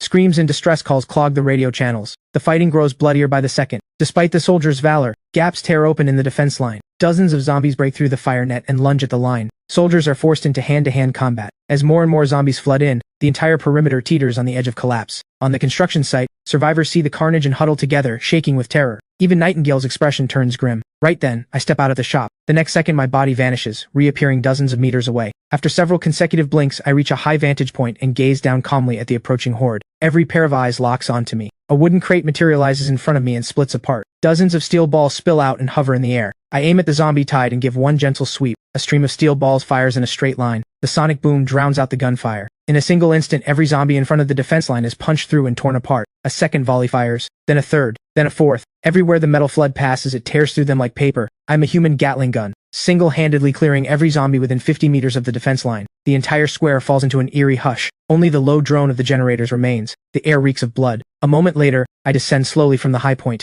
Every eye locks onto me, as if witnessing a miracle. I speak flatly. "Back to work." Nightingale is the first to snap out of it. Her voice booms through the speakers. "Get up and get back to work. Boss Milo does not feed freeloaders." The next second, the crowd stirs back to life. Survivors throw themselves back into their tasks. Deep, heavy reverence settles into every heart. Inside Bedrock headquarters, Granite watches the footage, overwhelmed with a sense of helplessness. He stays silent for a long time, then picks up the communicator. "Pass down my order. From this moment on, every member of Bedrock obeys Boss Milo without question." At the same time, Inside Lighthouse headquarters, the White Scholar has already deduced that I possess two distinct abilities. He sends his analysis back to command. The only reply: abandon all attempts to probe, fulfill Boss Milo's every need. I sit in the shop chair, replaying the battle in my head. I know full well that leaving the shop carried risk, but I chose to act for a reason. Letting the line break would have meant casualties. More importantly, this was a chance to shock everyone into submission. But the biggest reason was to give the 4 faction leaders an answer, to show them I am not trapped inside the shop. The soaring morale on the site proves this debut was a massive success. Power is the only rule of the wasteland. With that thought, I radio Nightingale. Sweep the battlefield, collect every crystal core. Nightingale immediately rallies the Nightblade squad and gives the order. Nightblade moves fast. Seeing this, the 4 officers dispatch soldiers to help. In less than 30 minutes, the field is clean. Nightingale arrives at the shop door carrying buckets filled with crystal cores. I give the pile a light wave. In an instant, half the cores vanish. The other half stays in the buckets. I look at Scorpion and the 3 other officers. Split these among your 4 factions. All 4 catch their breath at once. Boss Milo, you did most of the fighting. It does not feel right taking this much. I wave them off. Anyone who fought deserves a share. Then thank you, Boss Milo. The other 3 quickly echo their gratitude. The 4 divide the cores among themselves. I turn to the workers and raise my hand. Dinner time. The next second, cheers erupt like thunder. Survivors drop their tools and charge toward the field kitchens. Nightblade members rush in to keep order. Form a line. Anyone who cuts ahead does not eat today. The survivors fall in line instantly, forming long, orderly queues. Food is distributed fast. Countless people grab their meals and squat on the ground, wolfing everything down. Some break into tears at the first bite of meat. The smell of cooked meat drifts across the square. The soldiers gather around tables too. Each table gets 8 dishes and a soup, with cigarettes and drinks flowing freely. They shovel food and trade loud jokes without a care, all tension and exhaustion swept clean away. An hour later, everyone is fed and satisfied. The foreman stands up and pats his belly. Belly's full? Then get back to it. No sleep tonight. We pour every last foundation before dawn. 1,000 voices roar in approval. Not a single complaint. The workers pick up their tools, spirits high, and march back to their posts. Machines roar to life once more. At the same time, the relief squads from the 4 factions arrive. They see the remnants of the feast on the tables and smell the lingering aroma in the air. They can only kick themselves for not volunteering for the first shift. But Nightingale arrives with her team carrying several crates. The crates are packed with fresh cigarettes. A gift from Boss Milo for the night crew. 1 pack each. Keep your edge. When you finish, come back for more. Unlimited supply. A buzz runs through the positions. Cigarettes the moment we show up. Boss Milo is too generous. The soldiers grab their packs and every shred of regret vanishes, replaced by excitement. Countless trails of smoke curl upward. Blissful expressions settle on every face. The clock hits 3 in the morning. The noise on the site has not died down. If anything, it has grown louder. Massive concrete mixers thunder to life. Moments later, gray concrete slurry flows through delivery pipes, poured precisely into the deep foundation pits. The foreman watches from the side, barely containing his excitement. Just then, a Nightblade member walks up to the foreman. Boss Milo wants to see you. The foreman freezes for a second, then jogs toward the shop. I am sitting in the chair by the entrance. He stops at the door, reverence in his voice. Boss Milo, you wanted to see me? I nod. No small talk. I hand over a blueprint. The foundation work is solid, but the wall design needs modifications. The foreman quickly takes the blueprint. Rows upon rows of densely marked openings cover the diagram. Before he can ask, I speak in an even tone. Build firing slits and internal passageways into the walls, battlements and watchtowers on top, pre-run cable ducts for cameras and searchlights. I want this wall to not only stop zombies but kill them. As for manpower and materials, that is not your concern. The foreman's breathing deepens. He recognizes instantly that this is a standard military-grade fortification. He raises his head. Determination burns in his eyes. I will get it done. He grabs the blueprint and sprints back to the site. The foreman gathers every key engineer and walks them through the new blueprint point by point. Soon the sky begins to lighten. The workers' eyes are bloodshot, yet not a trace of exhaustion shows on their faces. Only the thrill of a job being done. Every foundation is now poured. Engineers cluster around the blueprints, fabricating oddly shaped steel forms. These molds will be fixed between the rebar skeleton of the wall. Once the concrete is poured around them, standard firing slits and interior passageways will form automatically. The complexity of the build has jumped by orders of magnitude, yet no one complains. Every person knows this wall is their hope for survival. Before long, a crane hoists the first wall section into the air and lowers it precisely onto the foundation, locking seamlessly with the preset rebar. In this moment, the entire site erupts in thunderous cheering. Workers wave their tools in the air, even their bloodshot eyes glisten with tears. They stare at the fruit of their labor with raw emotion. Soldiers passing by during shift changes stop and stare in awe. They marvel at the transformation and the sheer strength of the wall. Just then, the smell of food drifts through the air again. Nightingale's voice calls out, "Everyone, come eat breakfast!" Tables are covered with food, steaming white rice porridge, and fresh meat buns straight from the steamer. The workers set down their tools and line up without being told. This time, no one wolfs the food down. They eat slowly, savoring each bite, as if the peaceful life before the fall has returned. I step out of the shop and call Nightingale to the door. I am leaving. 12 hours, roughly. While I am gone, you have full authority here. Construction does not stop. Coordinate the 4 factions' defense as well. Keep recruiting. Don't worry about headcount. As long as they pass screening, put them to work. Nightingale answers firmly. Yes, boss. I gaze at the bustling scene one last time, then turn back into the shop and trigger the shift. Half an hour after returning to the real world, I arrive at the Novastar Technologies building. Kira is already waiting at the entrance. Chairman Milo, Director Zhang and his team are upstairs in the conference room. I nod and follow Kira inside. Before long, I enter the conference room. A middle-aged man sits composed in a chair. This is Director Zhang from the Energy Bureau. A secretary stands behind him. Director Zhang rises when he sees me. Mr. Milo, impressive for someone so young. I extend my hand with a smile. Director Zhang, good to meet you. We take our seats. Kira begins presenting the company's development plan. Director Zhang listens intently. His secretary scribbles rapidly in a notebook. After about 15 minutes, Kira wraps up. Director Zhang speaks first. I have read the technical report, revolutionary to say the least, but I need to know, is the technology source reliable? Are future upgrades guaranteed? How quickly can production capacity be restored? Kira tenses up immediately, but my expression does not waver. The technology source is a trade secret. I cannot disclose it. What I can guarantee is that this technology is entirely under my personal control. There are 0 patent disputes. Upgrades are already planned through the 5th generation. Production can resume within a month. The only thing that might slow us down is certain administrative approvals. A knowing curve appears at the corner of Director Zhang's mouth. You do not need to worry about approvals.